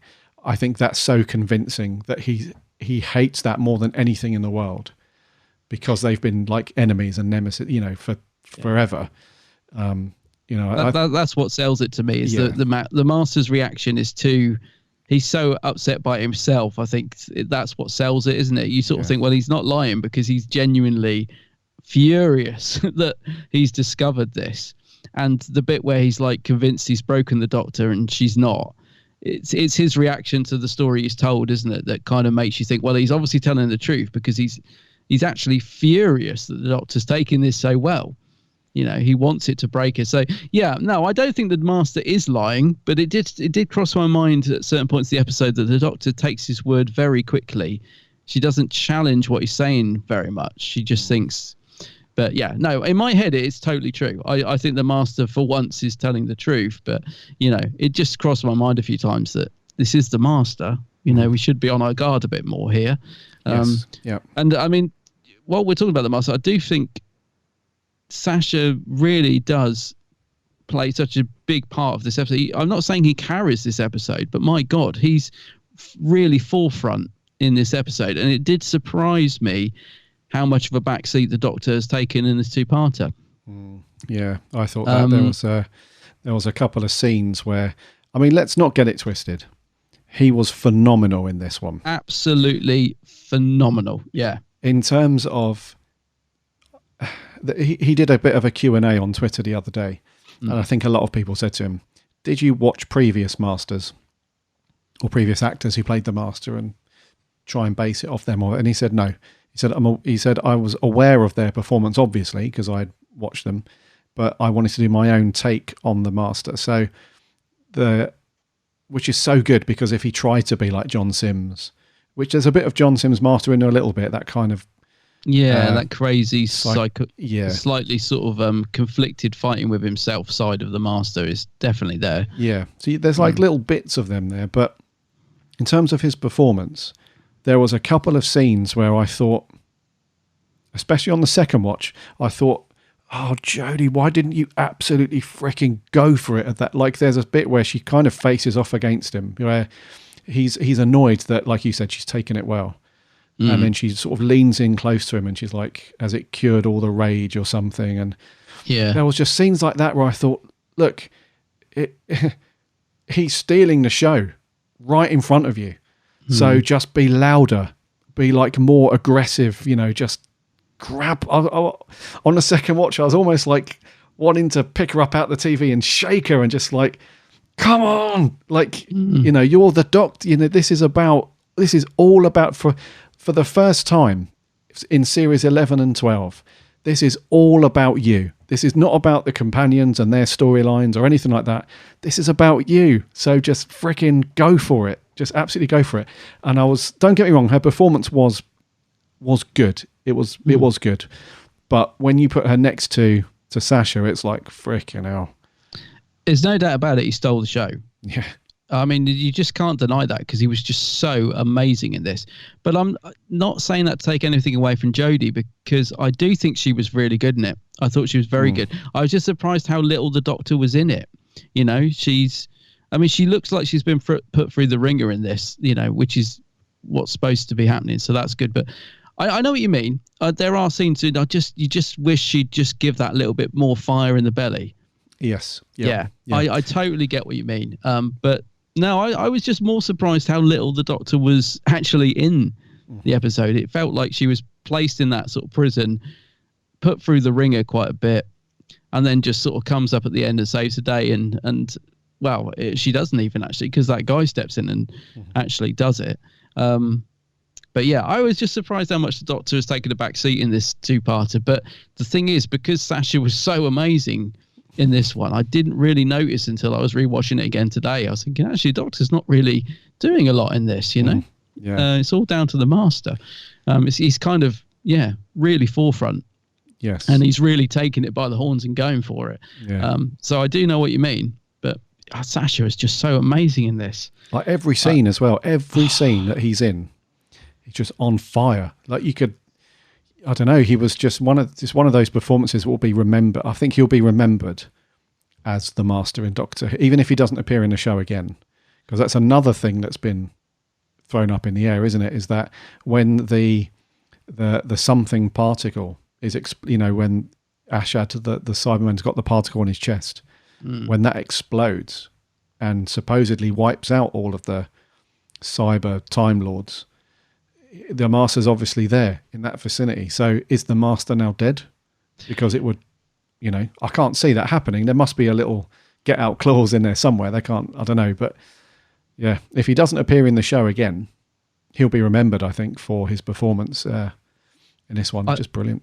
It would be, I was going to say, it would be such a shame if we didn't see his Master again. He's got so much potential. And whereas because on the first watch, I was slightly worried because he's so on the edge of his performance all the time. He's so manic. I was thinking, because I love it when he just tones it down. I love it when he sort of, I love all the crazy stuff, but I love it when we get scenes where he's just tones it down a little. And he managed to balance that perfectly, actually, especially watching it a second time this morning. Because I was worried the first time. I think, don't go too mad, because I like it when you don't have to be so crazy. But watching it again this morning, I just realised how balanced this performance is. He's really absolutely superb as the Master. I really want him to come back. I don't think we've seen the last of him. I think he's just too good to just throw away like that. But because he's got that thing inside him, I'm wondering if that'll play a part in actually saving him, if you see what I mean. The Cyberium, because we don't really get, because that's still inside him at the end, isn't it? So that's got to play a part, I think, somehow in actually saving him, I think. Yeah, but probably you'd hope so, because because the Cyberium's an AI, right? It's an intelligent thing. So you would have thought that it would have detected that and sort of kicked in some sort of fight or flight thing, and has saved the host, because without the host it doesn't survive, does it? So yeah, you would have thought that that would have. I don't know. Him. It's got to be somewhere, because I'm thinking when he shrunk Ashad, the thing's still in. Oh no, it jumps out of him, doesn't it? Yeah. I don't know. I just somehow I think the Master will survive. I just can't. That can't be the end of this Master. He's too good. And also not just see again. Yeah, I mean, just the Master as a character. I think over the years, just having that character pop up every now and then does provide a nice storytelling opportunity. We've seen some great storylines over the years, more so in classic Who, admittedly, but we've seen some great storylines with the Master. I'm just wondering if it'll be Chibnall that brings him back, though. Because if you get a new showrunner, they'll probably want to bring in their own Master. But I don't know, just knowing how Chibnall's mind works, would he bring the Master back for Series 13? I don't know. I hope he does, but I don't know. I don't know, man. It's really difficult to say, because at this point in time, the Master's, in terms of him wanting to break the Doctor, which didn't work, that's in his two-part plan, wasn't it? His first part was to break the Doctor down. That was his first part of the plan.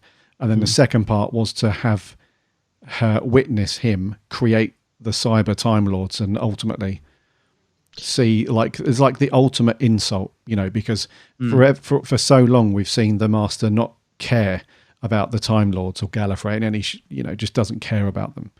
Whereas the Doctor's always loved and missed her home planet and the Time Lords and stuff. So for her to witness him turn the Time Lords into those things, and then go off and conquer the universe. That was like the ultimate insult to the Doctor, I suppose. So in terms of part one of the plan, not really accomplished because the Doctor kind of took it quite well in the grand scheme of things. Yeah. And then part two is another failure. So I can't see the Master as a character. That's his last run, like the ultimate failure on both parts.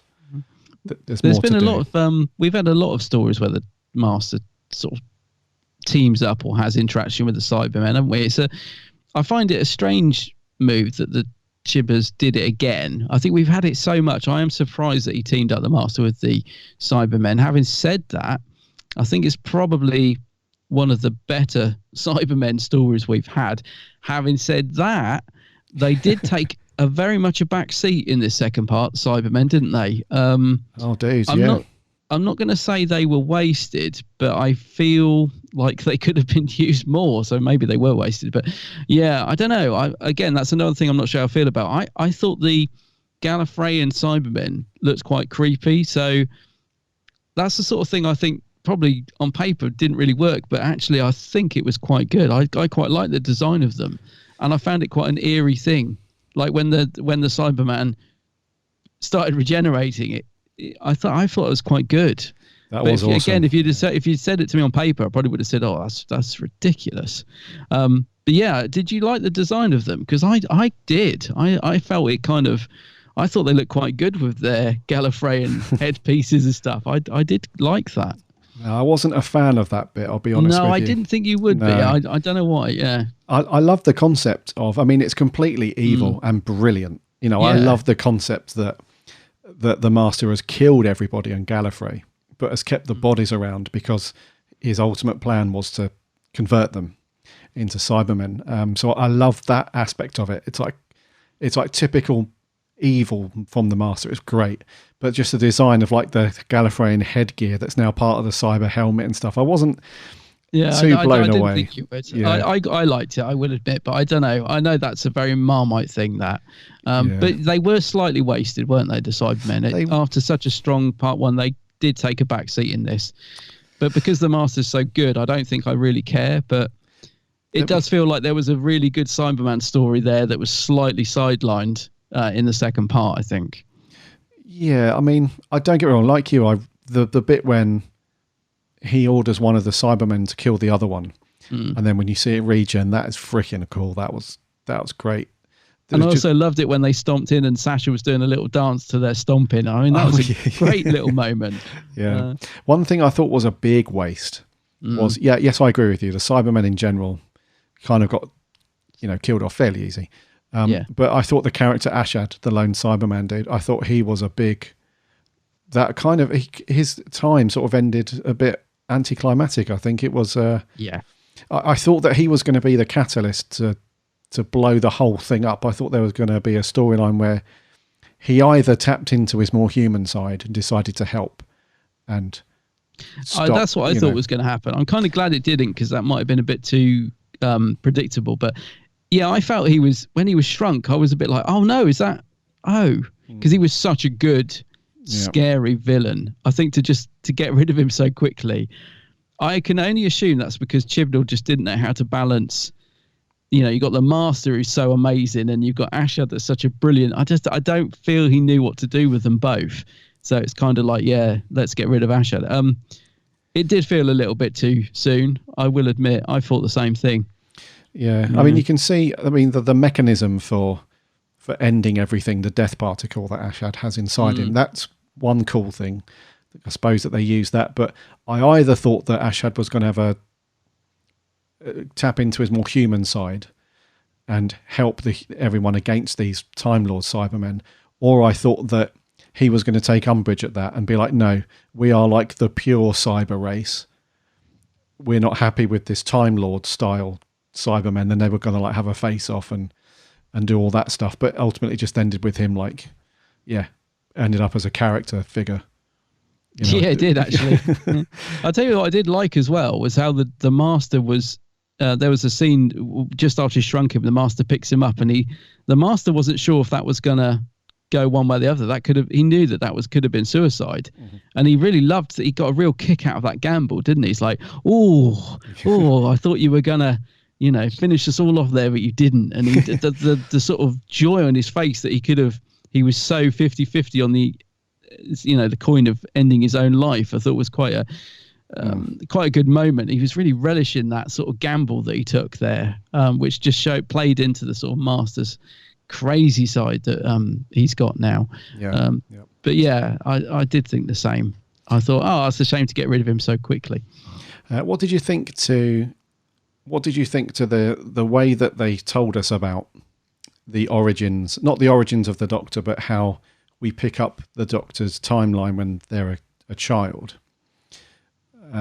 What did you think to how that was told? Because they could have done that two ways. They could have done that as an episode in itself, just all of that stuff around the Doctor and Tecteun, that character, adopting that character and then doing all the experiments and all that Time Lord stuff. Or did you think it was cool that was being told to the Doctor and to us, I suppose, from the Master as he was kind of narrating that story from within the Matrix? What do you reckon to that part of it? No, I've got to admit, I liked the way they did that. I think that's why I bought into the backstory more than I thought I would. I liked all that stuff with Tecteun and the way that she found the show. Visually, it was just really, really good. And I loved the sort of back and forth. The scene with the Doctor and the Master when they're having a confrontation, and it was on the location that we saw way back when the Doctor was being announced and she picked up the TARDIS key. It's that same location, that hill with that funny obelisk. Is that the word? Obelisk in the middle of it. Yeah, where the TARDIS key was back in the day of the Jodie reveal. I just love the fact that they use that location again.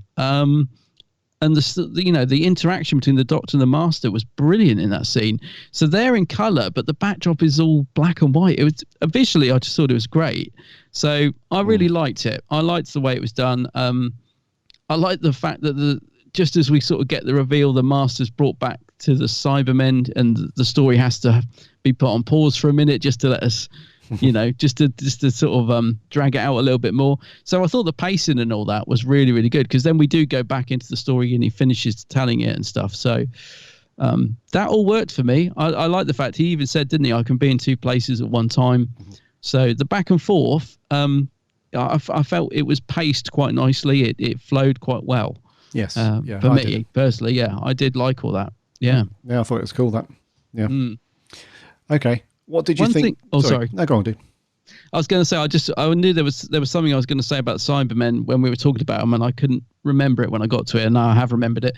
Was I don't really like the bit when the fam hide inside the Cybermen. I thought that was a little bit silly. They somehow have all this time. They're on the run, but they have time to take out all the human parts and get inside the suits, and the Cybermen, the Ashad couldn't tell it was them inside. I thought that was a bit silly, really, and it felt unnecessary. I think just get them off the ship. Maybe it was to just drag the episode out a little bit. That part didn't work for me. Although, so there was the bit where you see a tear running down Yaz's face because you see the point of view from inside the suit. So I did like that. I just found it a really strange idea that they would get inside the cyber suits. I don't know. How did you feel about that? Because there is a great comedy moment when Graham can't get the helmet off, which maybe was worth it just for that bit alone. I don't know. Yeah. But what did you think when he first suggested that as a plan? I just thought, what? Yeah, well, that was going to be my next question. Now that we've spoken about the main thread, the other part of the story was obviously the fam, the companions, who are en route to rescue the Doctor, which I thought was a really cool bit when they were about to go through the boundary or potentially go through there. And they're umming and ahhing, and Yaz just was like, bosh, she's straight through. Straight in there. Without even thinking about it. And so that fit was cool. And to answer your question about the cyber suits and hiding inside them and stuff, they were a bit too clean inside for me, considering that there's got organic material inside. Yeah, I just didn't get that a bit too clean cut. It was a bit like... I mean, there's so many other sci-fi tropes that have been used in this one, mate. But this brings me back to when Luke and Han put on the Stormtrooper outfits in A New Hope, and they're sort of going through the Death Star and stuff. It was a bit like that, it's so when Graham was like, and he was pretty funny in this episode, to be fair. There was, when they're sort of bashing him down, he's like, well, it's not, I didn't say it was a brilliant plan, but we've got no other option really. And there was that bit where, when Ashad's going really close up to the cyber helmet. I mean, that was creepy. I kind of liked that. But that was cool, yeah. Yeah. But then, I mean, I liked it, mate. Yeah, I thought it was a cool, sort of concept. And the only thing that, right, you and I have said, haven't we, for pretty much all of Series 12, that we felt like one of the companions was going to go. Yep. We honestly felt that it was just building up to something because of Yaz's character development and all that stuff. Totally thought someone was going to die. Yeah. We did, yeah. And in my head, I thought that they were going to mistake one of those guys in the Cybermen suits and shoot them. Because I thought, that's what I honestly thought was going to happen. Yes. And when that didn't happen, I'll be honest with you, I was a little bit disappointed because I thought, well, Graham and Ryan's storyline has kind of run its course, I think. Yeah, I do as for well. Now. So I thought, as a simple one, let's Adric it and just get one of them out the door. Then I thought, but it would have been, yeah. I was going to say, imagine if Ryan had thrown that bomb and it's me, it's Yaz. Exactly, no, Ryan, you've just blown up Yaz. Yeah, just blown up Yaz. So I thought, because before this went out, I think it was Chibbers or the BBC put something out to say that it was going to be a very emotional finale. You're going to need a drink, I think Chibbers said. You're going to need a stiff drink. Yeah. So I thought, well, this whole timeless child thing, it's, depending on how you view Doctor Who, is cool or not. But I wouldn't say it was emotional. I wouldn't say that I was reaching for the tissues when they were going through that side of it. So I thought, well, where's the emotional stuff going to come then? So that's why I thought, one of the companions is still going to get it. But so yeah, the Cybermen thing with the companions inside, it was kind of cool. But I just thought they could have made something more of that. They could have really pulled on the heartstrings and killed Yaz off based on her cool character development. It's like, no, you've built her up so well, but now she's gone. That would have been cool. But if rumour has it, according to the Daily Mail, it's going to be Bradley Walsh and Tosin Cole that have quit after the special. To be honest, I think those are the two that should go, actually. I've really warmed to Yaz. I think her and the Doctor could work quite well as a Doctor companion. As much as I love Graham, I think he's great. But I think, like you said, Ryan and Graham, their story's kind of done, I think. There was a lovely scene between Graham and Yaz where he was like saying, I think you're an amazing person. And that's when I thought, oh dear. I really thought Graham had sealed her. I mean, that's what we were supposed to think, I suppose. But yeah, I thought, Yaz is going to die because Graham's just told her how great she is, or Graham's going to die. But that was a nice scene. That was a really nice little scene in a quiet moment in quite a sort of action-packed sort of finale, wasn't it? So yeah, that was a nice scene. But I did think that was the end of one of them. Yeah, it was lovely, actually. Really nice little scene. Yeah. One thing that's really bugged me watching this today and again when I first watched it, and I still can't find an answer to this, so maybe you can. How are they getting to and from that blooming cyber ship? 1 minute they're in the Citadel, then they're on the cyber ship putting bombs on there, then they're back on Gallifrey again, getting into a TARDIS. I was thinking, what? They were back and forth. I couldn't work out how they were getting to and from, because when they get in the TARDIS, is that TARDIS on the cyber ship, or have they managed to somehow get off the cyber ship and into a TARDIS? And there's a bit, I think it's down to the editing, or maybe scenes were cut. There's a bit towards the end there where I just get a little bit confused. Like they plant bombs on the cyber ship, it blows up, and then the next thing you see, they're getting into a TARDIS. But how? I don't know if they're using the portal. I don't know. I feel like something may have been cut for time reasons around there, because it doesn't really make sense to me, unless I've missed something. Weren't the bombs planted in the Citadel, though, not on the carrier? No, because they're on the cyber ship, because Jodie picks up Ashad off the floor, doesn't she? And that's in the cyber ship, I think. I just got a little bit confused. It confused me on the first watch, and I purposely watched harder on the second watch to try and see if I'd missed something. I'm going to guess they're using one of the portals to get to and from the ship, and then they just find the TARDIS on Gallifrey and leave. I don't know. Next time you watch it, just have a look. There definitely feels like there's something missing there. They're sort of to and from the ship and Gallifrey really quickly. Yeah, So I thought that they had set those bombs up. Oh yeah, that was on the ship, wasn't it? It was on the because then the ship blows up and you think, oh my God, they're on the ship. But no, hang on a minute, they're not. Actually, they must still be on the ship because it's all falling apart as they jump in the TARDIS. Maybe they used the TARDIS to get there. Maybe, yeah. And then they transform back. I don't know. There's something in that bit that's a bit confusing, and I feel like there's a scene missing explaining it. Yeah, I think that's on like watch number 19 over the years. We'll probably click and but then there must be a way that I can't remember exactly those scenes now, how they get between them, but I don't know, dude. There must be an explanation. Yeah, there must be, but yeah. Next time watch it, have a look. One question for you. Mm-hmm. What did you think to this thing called the Division? Then, what, the Irish stuff?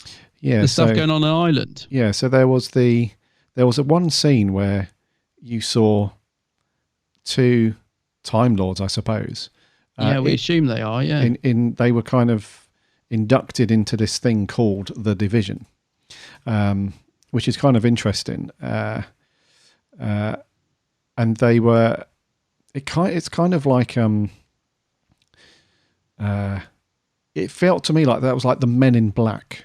Yeah. of Gallifrey to me. It was this kind of weird thing where wasn't that put together so that they could sort of stop people from intervening in like important time stream events and other people's stuff. That's what I kind of gathered from that, but I don't know. I'm still a little unclear on that. I'll be honest. I don't know if that's something, again, we could sort of pick up on at some other point, or if that's just, I don't know.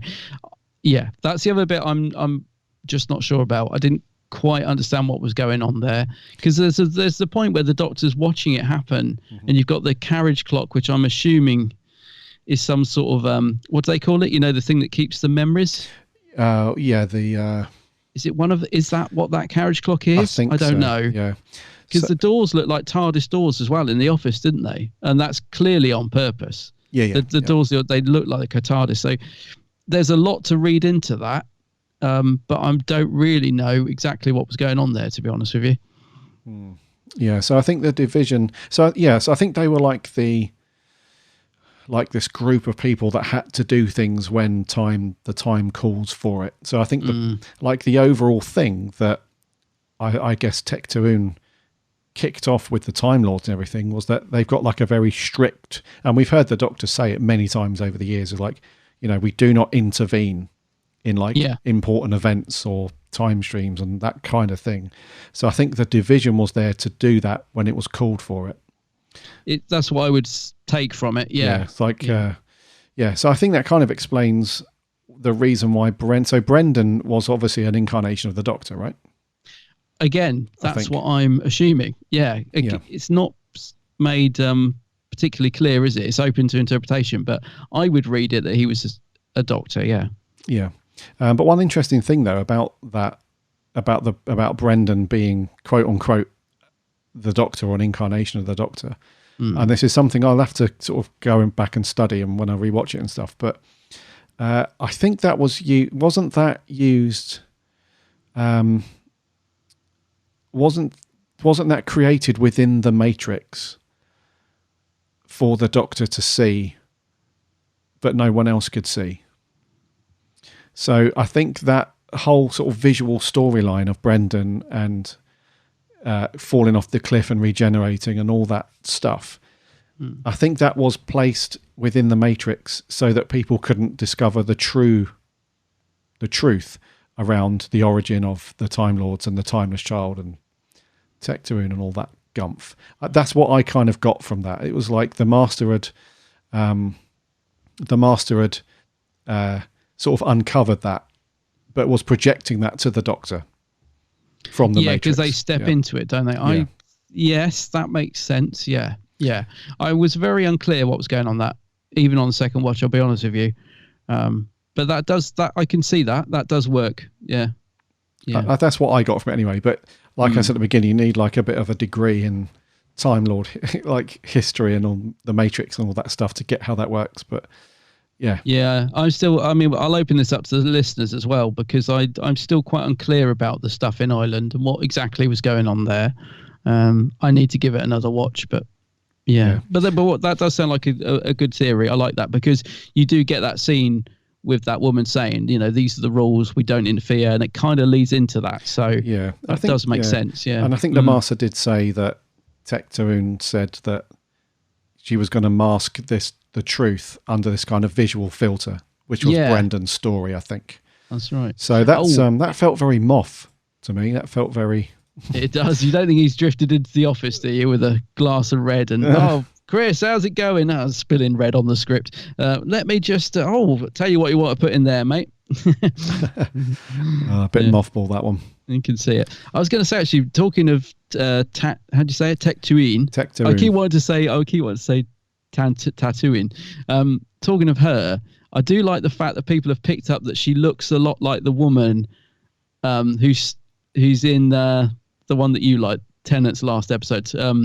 What's that called? Tennant's last story. The End of Time. End of Time. So there's always been that speculation about the woman Time Lord that everyone thinks is his mum, or it could be Romana, but we think is his mum. Mm-hmm.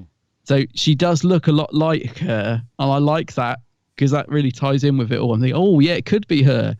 Yeah, someone have put like screenshots of the two of them, and there's a similarity. So, okay, maybe that is her. There's so much, dude. You can. I know. That's what I mean. I kind of like it. I probably shouldn't, but I kind of do. If you think about if they're going to commission, because I know the Series 13s are definite. It's a definite, yeah. Yeah. So, but depending on, there's no guarantee, like I said earlier. But if the show is recommissioned and we do have another, for argument's sake, another 5 years worth of Doctor Who, up to like 2026 or whatever. This one episode has thrown open so many avenues to explore so much stuff like that. And I tell you what, mate, Big Finish are now sorted for life. No. Well, it also ties in with that, because they used to do a series called Doctor Who Unbound, and apparently they were asked to stop producing those.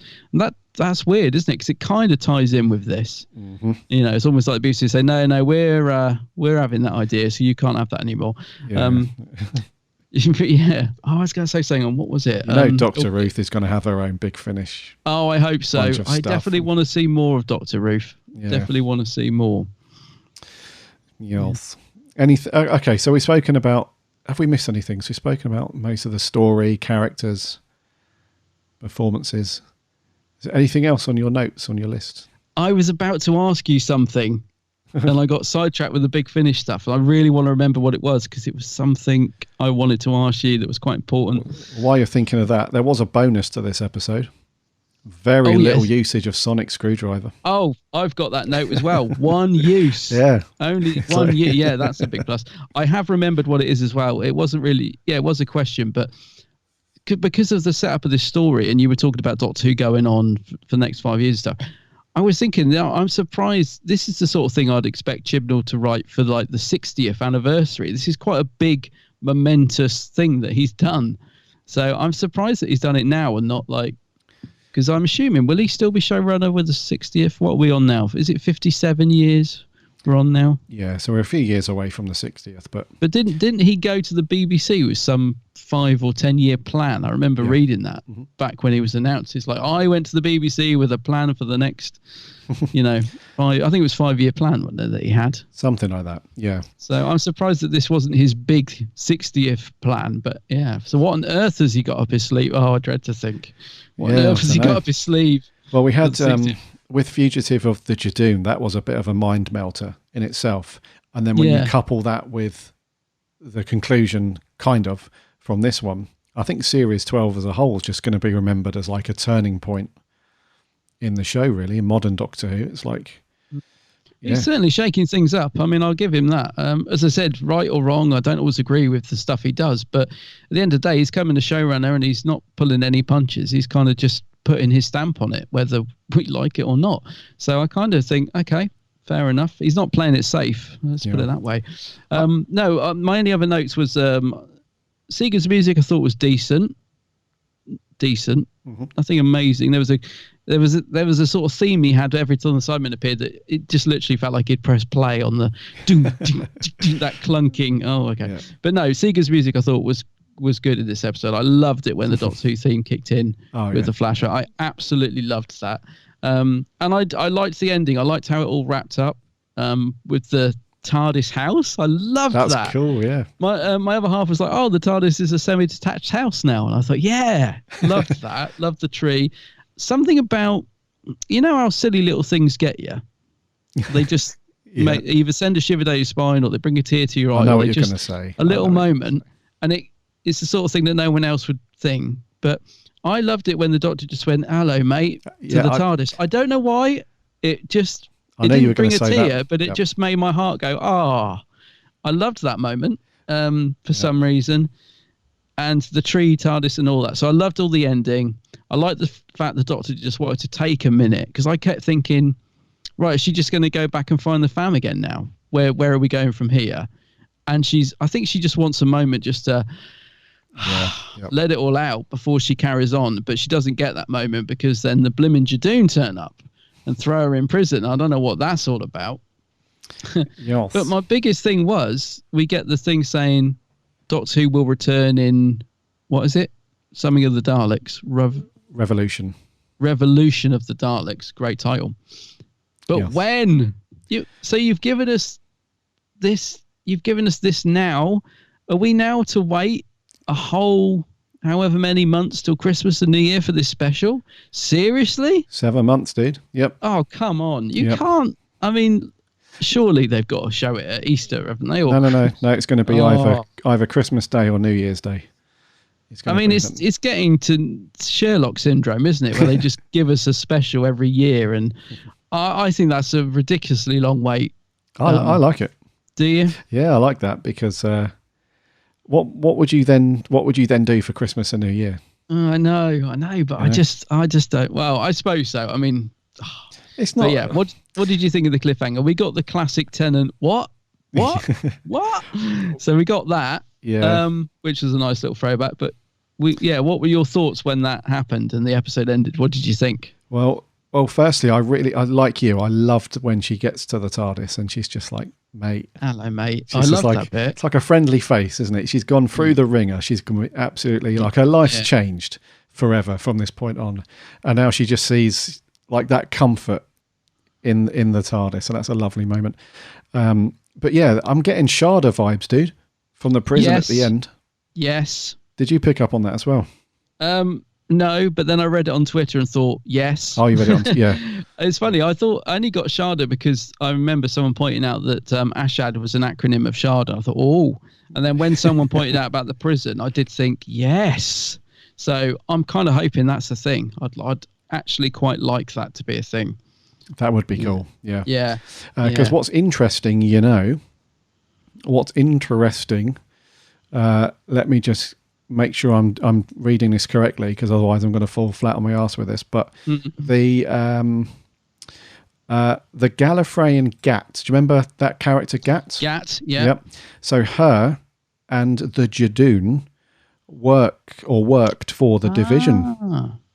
Yes. So that kind of links into what we saw in the thing the Master was telling the Doctor about when we go through that bit with Tactaroon and the initial setup of the Time Lords and stuff after they discover time travel, that stuff. We had that scene with the division. So the Jadoon were working for them. So there could be a link there. Yeah, that's a good point. Yeah, I like that link. It could be one of those points where the division, if that is still a thing, have decided that because of what's happened with the Doctor and the Master and all this reveal and stuff, now is one of those points to intervene and sort something out. So, yeah, but I did like it though. I love the cliff. I love that we're on a massive cliffhanger and now we've got months and months to wait because it's just like like the rest of the year now, just being excited for Doctor Who to come back, which is great. Yeah, that is true. It definitely has left me feeling like I literally am so excited for the special now. That is, yeah, you got a good point there.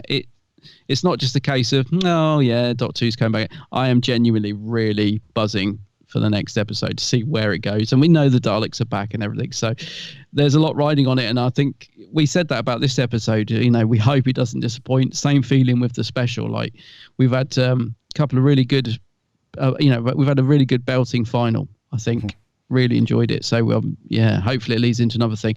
My only other notes is, did you think, so I've got two questions for you before we wrap up, sort of thing.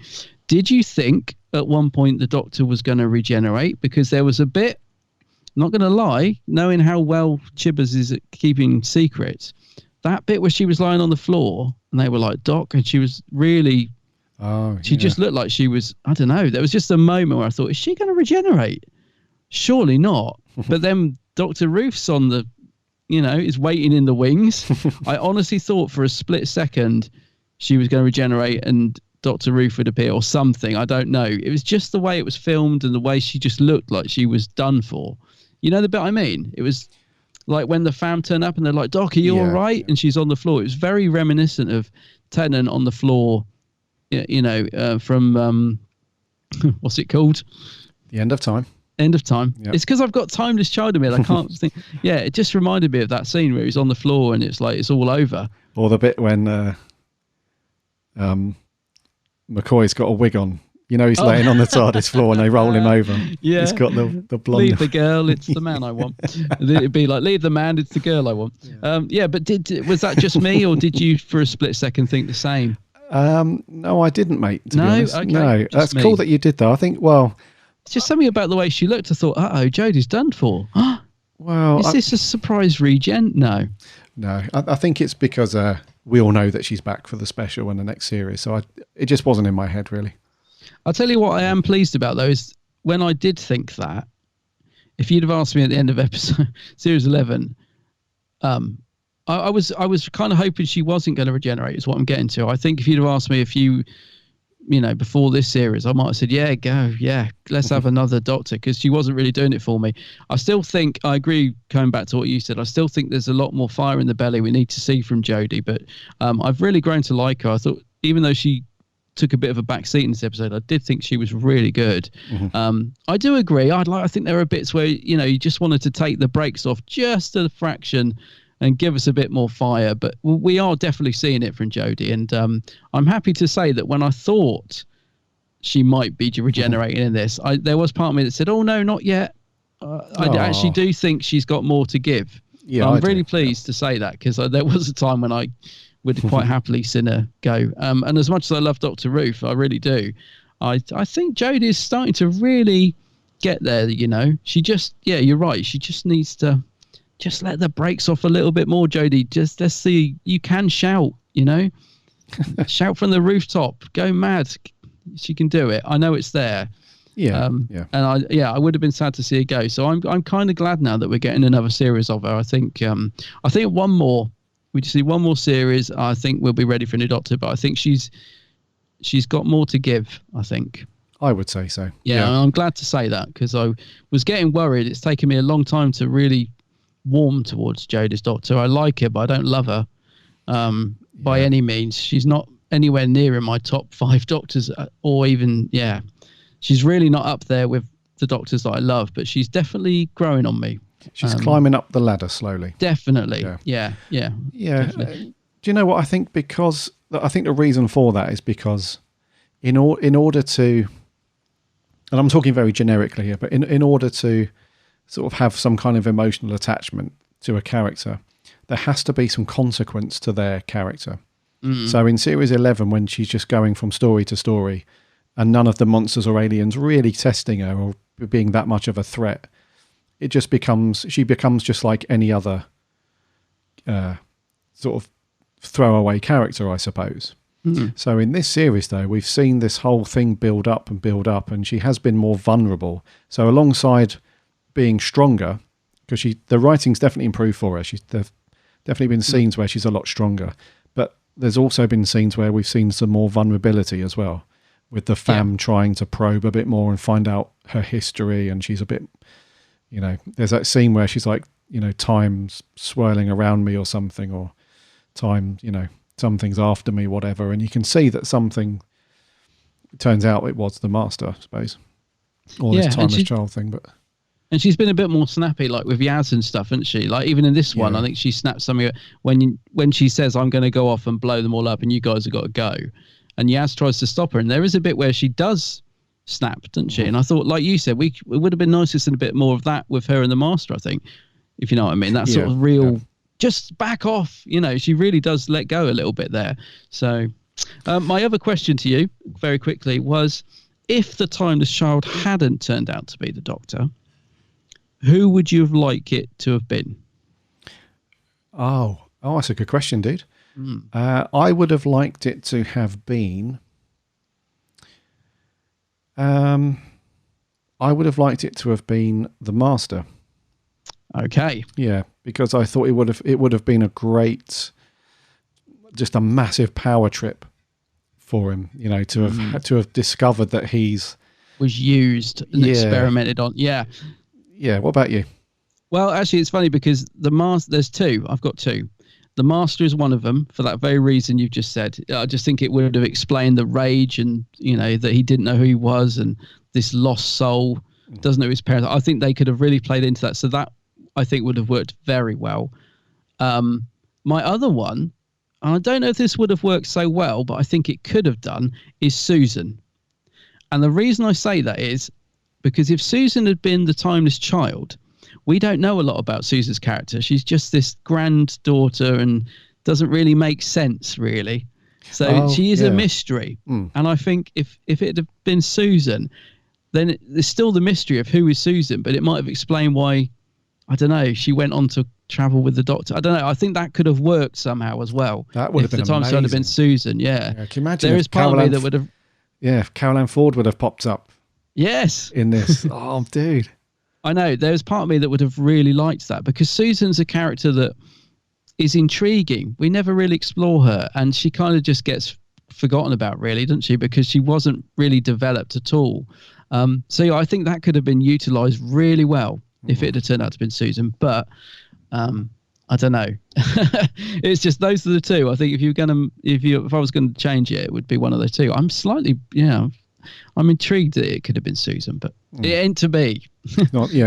That's a cracking theory, though, mate. That would have been amazing. Yeah, yeah, dude. I have got one final thing to ask you as well. Oh yeah, okay. How do you think this is going to affect the character of the Doctor moving forward? Because up to now, they would have known 100% that they've got 12 regenerations, right? And that's it, and that's your lot. So, and as I mentioned earlier, it would have been a bit cheesy and a little bit like, oh, here we go again, if we got to the end of 12 regens and they somehow managed to write in a big reset again, a big reset button, whatever. But how do you think this now affects the Doctor? Because how would you feel if you knew that your life was limited to 12 regenerations, and after that, if you were dead sort of thing? But how do you think that would affect you sort of mentally if you now knew that, to a degree, you were kind of eternal, you were kind of invincible? Surely that sort of messes with your... I don't know, does that do anything to you as a person, as a character? I don't know, that's like a big whockers. So far, everyone's talking about how it's affected them, but we don't know how it's affected, as in like viewers of the show, whether you love it or hate it and all that stuff. But no one's actually considering how this affects the Doctor moving forward. Is she now more gung-ho? Like, is she just going to throw herself out of a spaceship because she knows that she's got infinite regen, she can just do what she wants? Yeah. Or is she going to still just carry on with the same sort of feeling that she's had about it? I don't know. It's a bit of it would mess you up, wouldn't it? Yeah, she's no longer the cat with 9 lives, is she? She's got, that's the thing, you see. I want Jodie to do another series. We know she is. But I don't want it to just be as if nothing's happened and we have the odd mention of it. And what I mean by that is we do need to see some more development, big time, with Jodie's Doctor. A bit like with David Tennant, he was quite jokey and stuff at the start. By the time we got towards Mars, he was like the Time Lord Victoria, was quite dark. And I do think it would be good in Jodie's next series if we see a bit of that, if we see a bit of this conflict. And I hope that if this was me, I'd be feeling a bit more confident. Jodie's Doctor's very vulnerable all the time. She's always trying to work things out. She always seems to step behind what's going on, doesn't she? We've had so many scenes when she's like, oh, it's nearly there. What is it? I can't quite see it. She's quite a vulnerable Doctor. I'd like to see, we've had 2 series of that.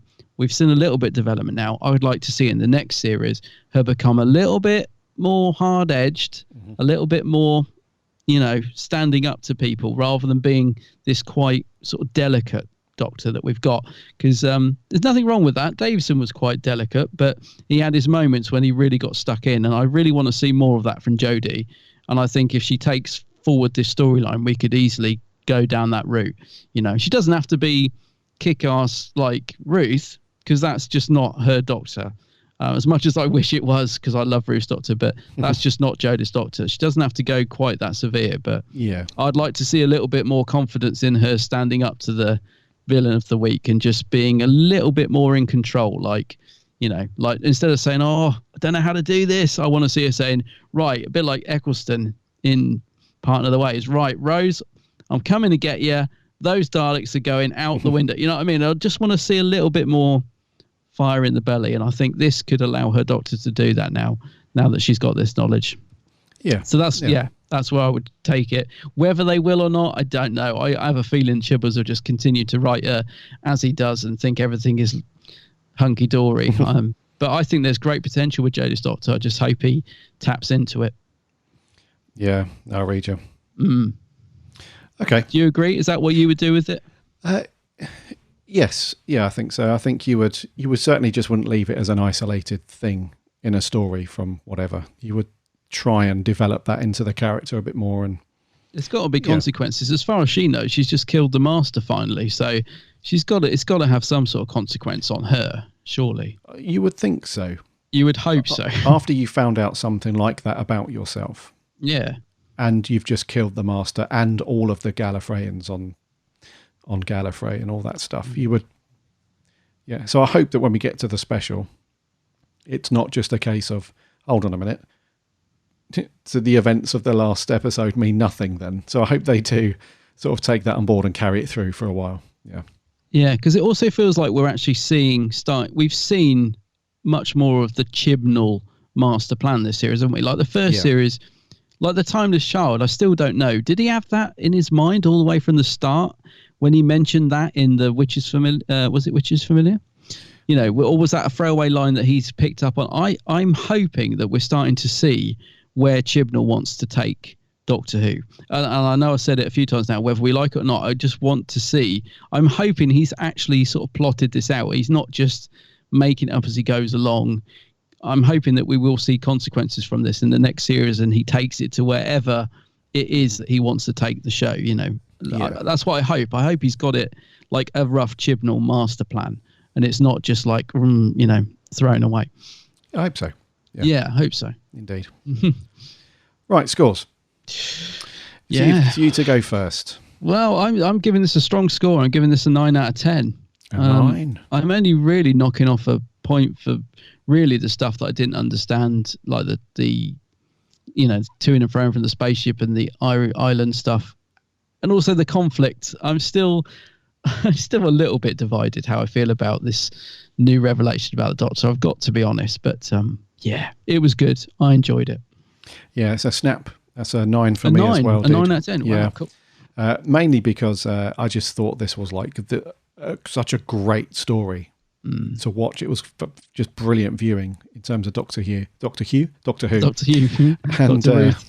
and my only sort of little niggles, and the reason why I knocked it down a little bit was I wish Jodie was a little bit stronger in some of those scenes with the Master, and also I just hope that casual viewers understood what the hell was going on. So in a way that's good, because I might have thought, what's all this about then? And it might encourage them to go and watch sort of earlier Doctor Who and catch up on things. But at the other hand, it might be a case of, well, sod this.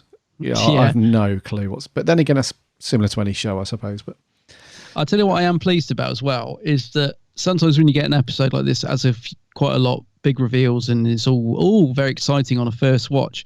I was worried that this morning when I rewatched it, now that I knew all the answers and stuff, I thought, oh, is it going to be as good? You know what I mean? Sometimes you love an episode first time because of all this exciting revelations. And then the second time you watch it and you know the answer, you think, oh, actually, yeah, it was all a bit of, what's the phrase? Something over substance. Style over substance. Style over substance. That's the thing I'm glad to say, that when I watched this again this morning, I still found it really engaging. I really did enjoy it, even though I knew what was coming. So I think that's a good testament to it as well.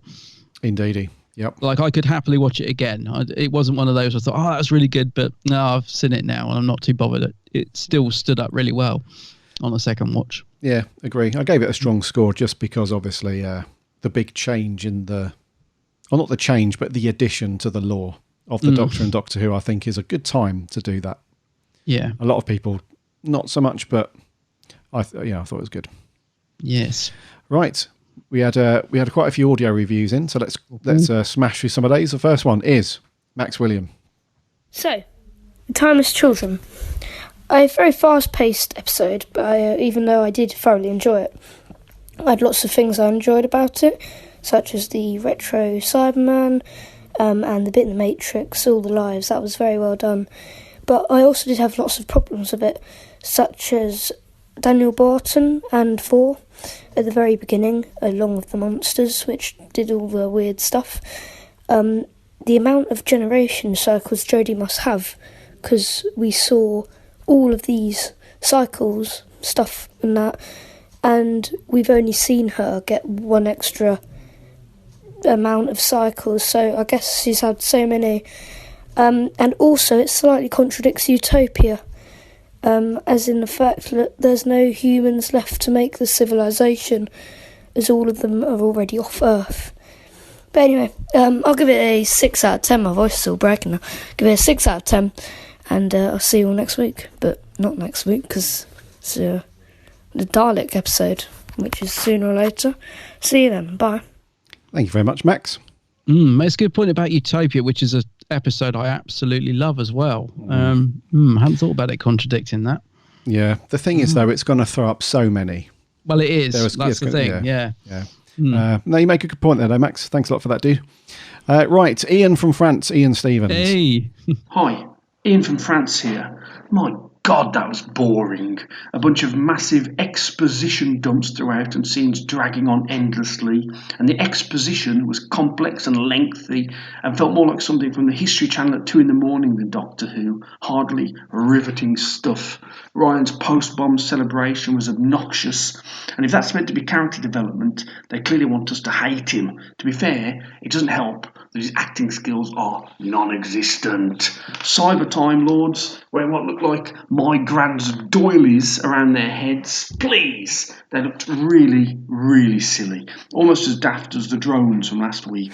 The Master, I don't like this version. Yeah, he can act and he's got some gravitas, but he just doesn't sell it somehow.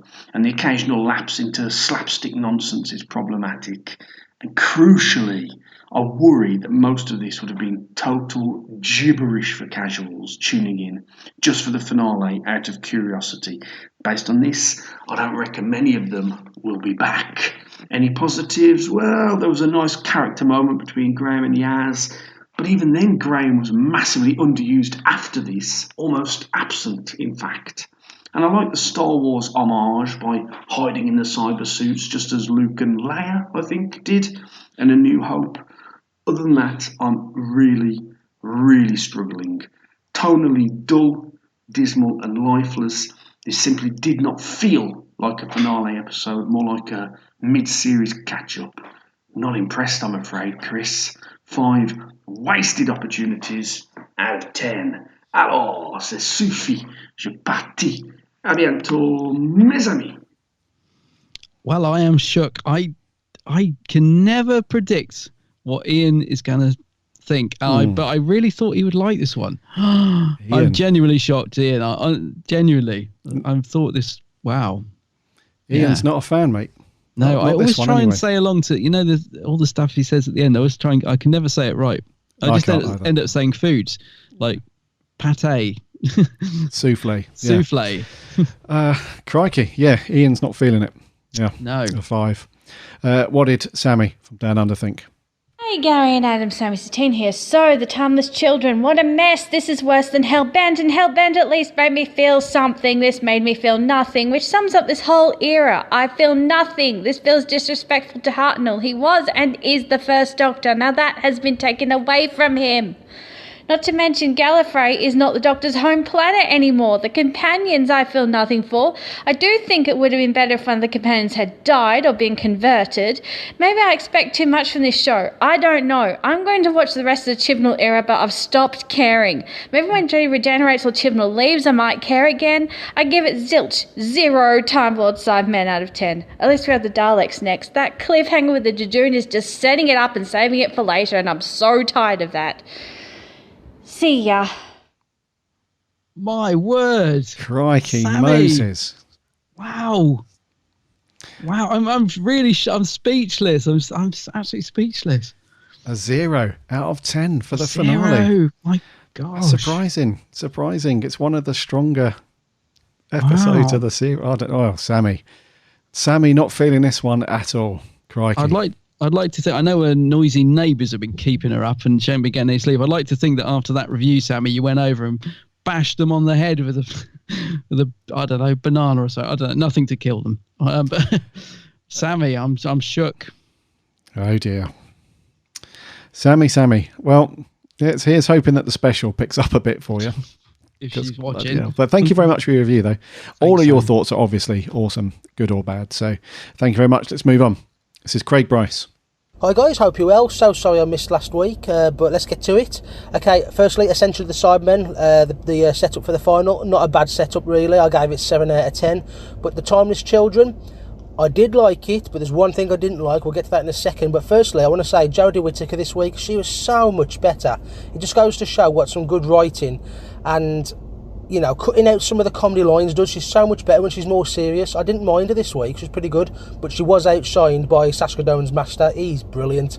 The companions were good. I did think one of them did need to leave or die, but we'll see how that goes in the future. But I did enjoy them. Lastly, though, the Timeless Child plot with the Doctor being the Timeless Child, I don't like that at all. There's just no need for it. To me, William Hartnell will always be the first Doctor. That just took a wrecking ball to some of the canon, especially in the Big Finish audios and the books. Not a fan of that at all, so it does lose a couple of points from me for that. So all in all, I'm going to give it an 8 out of 10. Cheers guys, I'll speak to you next week. Bye. Totally agree about Jodie. I think that's why I liked her this week, is because she's much more serious. I hate it when they give her all the silly gobbledygook. Yeah, like it's all right having the odd line, but they give her so much, and I think when she is serious, she's so much better. Yeah, no, I agree. Yeah, thanks for that, Craig. It's yes, and we knew that there would be people that weren't happy with the whole Hartnell thing and the regens and stuff. But yeah, but thanks for your opinion, dude. That's all good. Moving on, Andrew Cuthbert. Hi Gary and Adam, Andrew from Dundee here. First time sending an audio review as well. I absolutely loved that episode. It's so good, and I'm so relieved to finally see that the script writers have given some more meat for Jodie to sort of get her teeth into. She's got a lot more to work with. She can now show more than just one emotion, and I feel like the finale in particular has really given her a chance to shine as the Doctor. I loved it. And of course, her bouncing off the Master it's just been phenomenal. In terms of continuity, it didn't really bother me that much that they changed up the sort of idea of the Doctor. I think when a show's been going on for 50 years, you need to do that to keep the show fresh and new. But yeah, keep up the great work with the show, and goodbye from Scotland.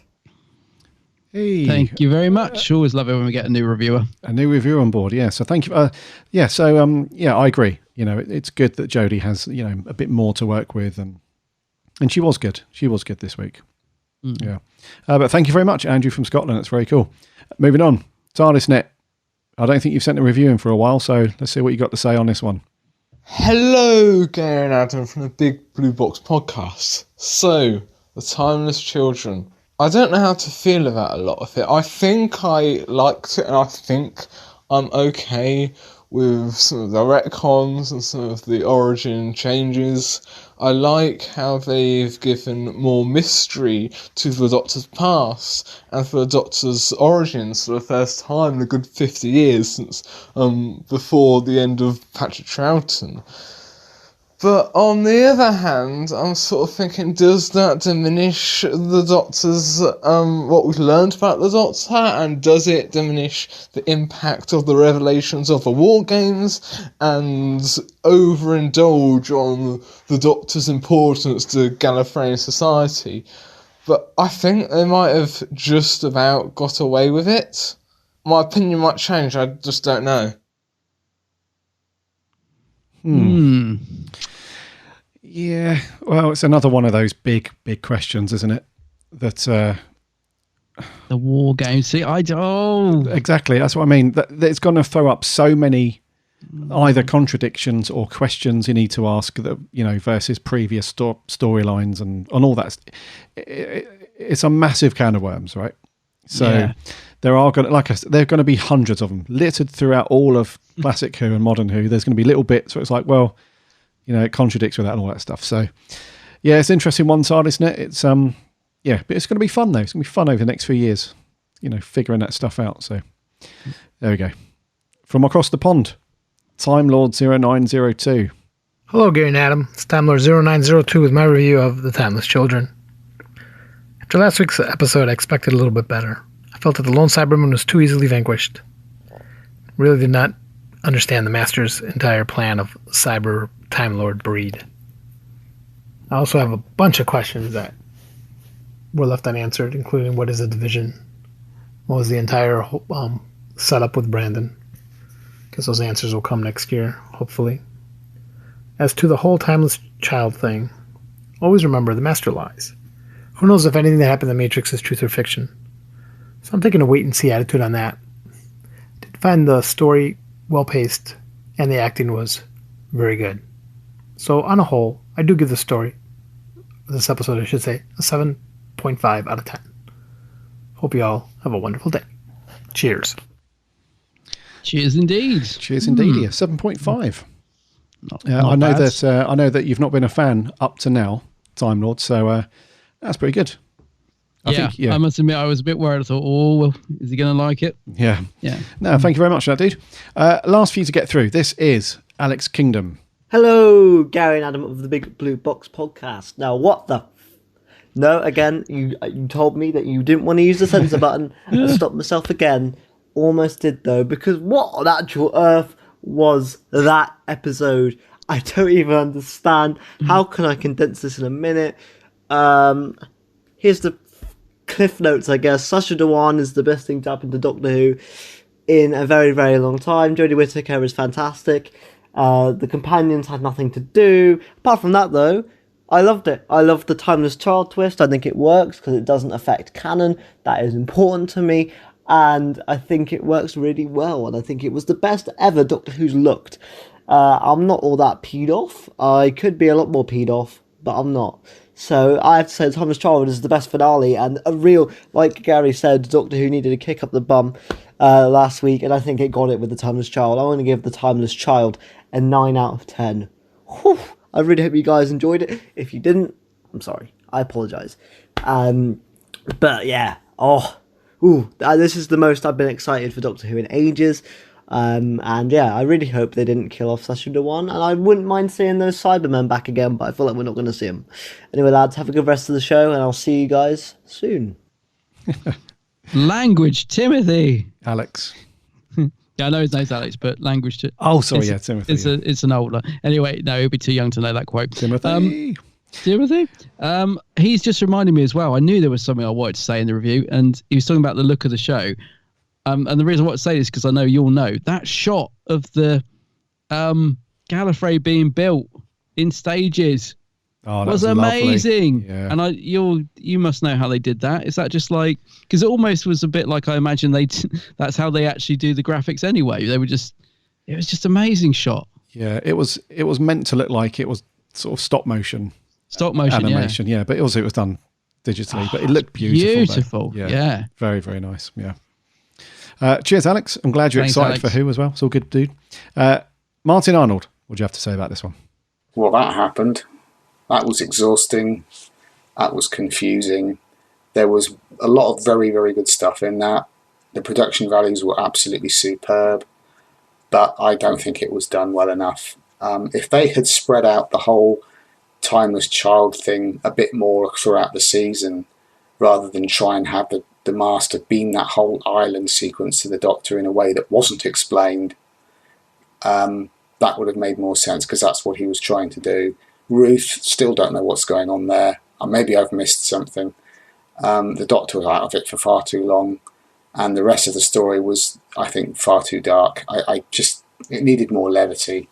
The Cyber Time Lords looked silly. That didn't work for me at all. The Master had some great moments. The Apprentice line was very funny, but on the whole, I was lost, and that, I think, spoilt it for me, really. Decent, average, but not the exhilarating end to a really good season I'd hoped it would be. Cheers. Oh dear.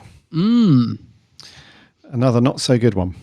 I could be wrong, but didn't Martin really enjoy the first part? He did, I think. Yeah. I think he did. I think you did, didn't you, Martin? Yeah. Yeah. Oh, that's a shame. Yeah, it is a shame, dude. We got the special coming up, so yeah. Yeah. Who knows? Like, last review, George Puddy.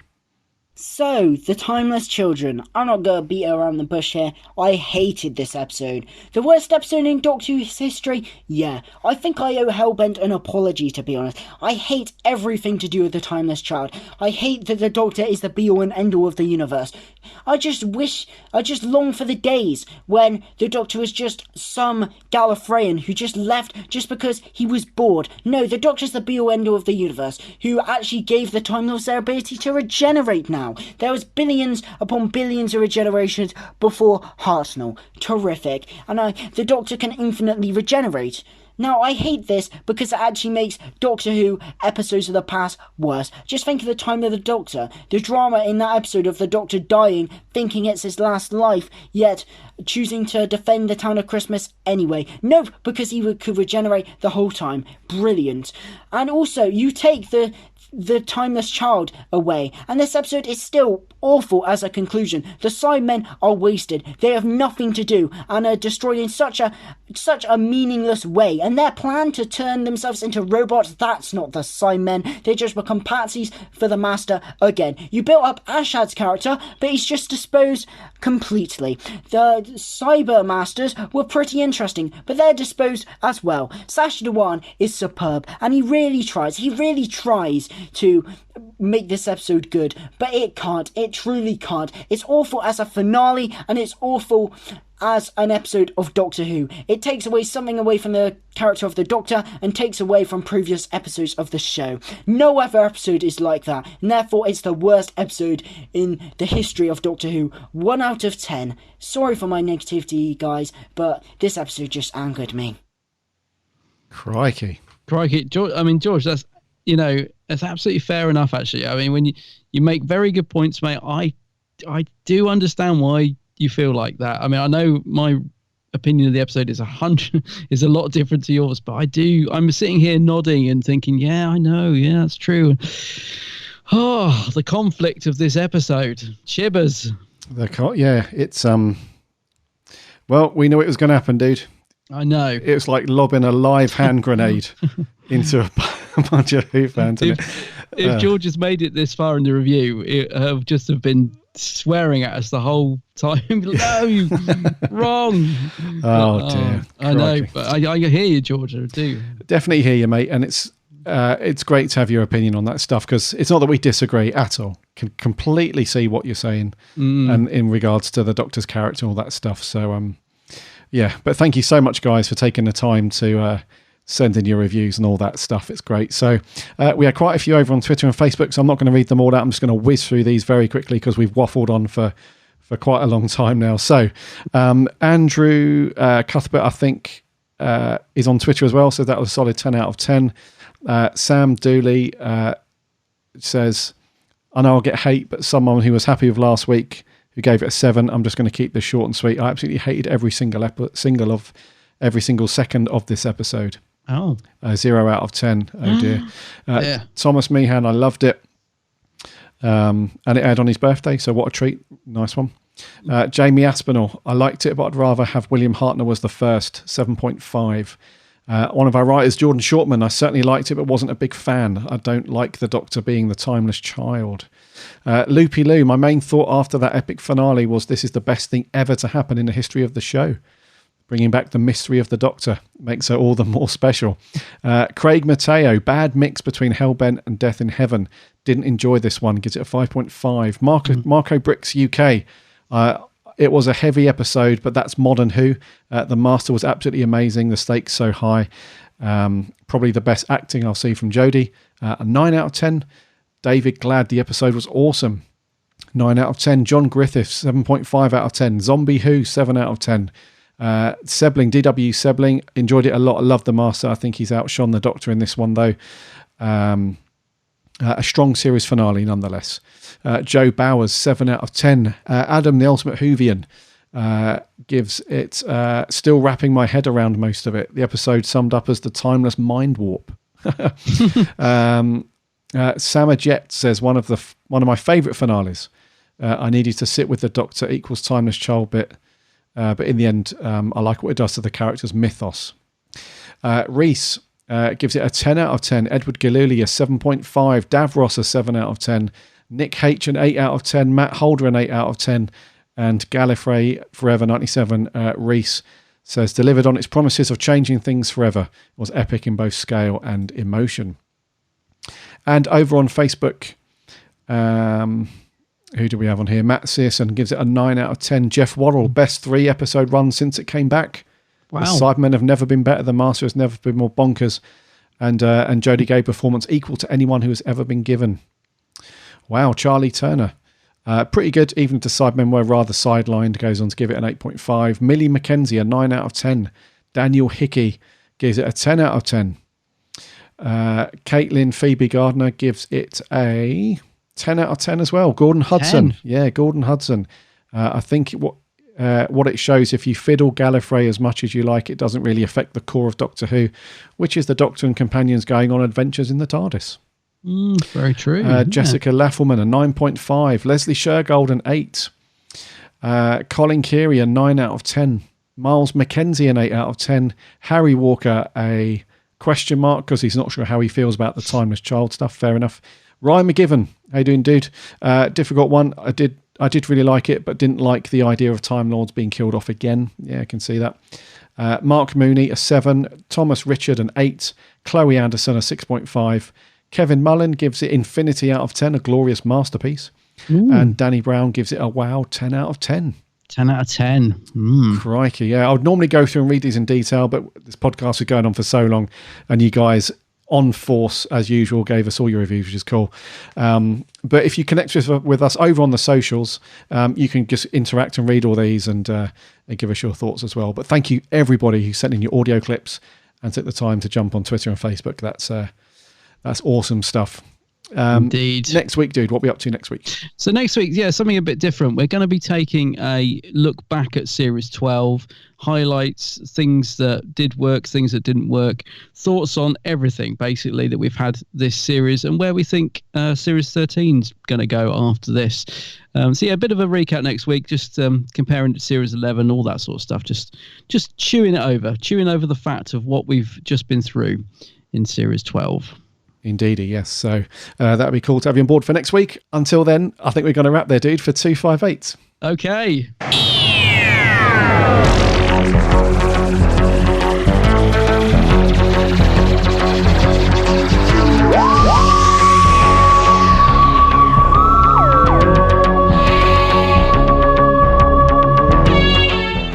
Thank you so much for sticking around for quite a long old show this week. But as expected, we had lots to talk through. A bit of a bombshell that they dropped on us on Sunday night, so warranted plenty of discussion and stuff.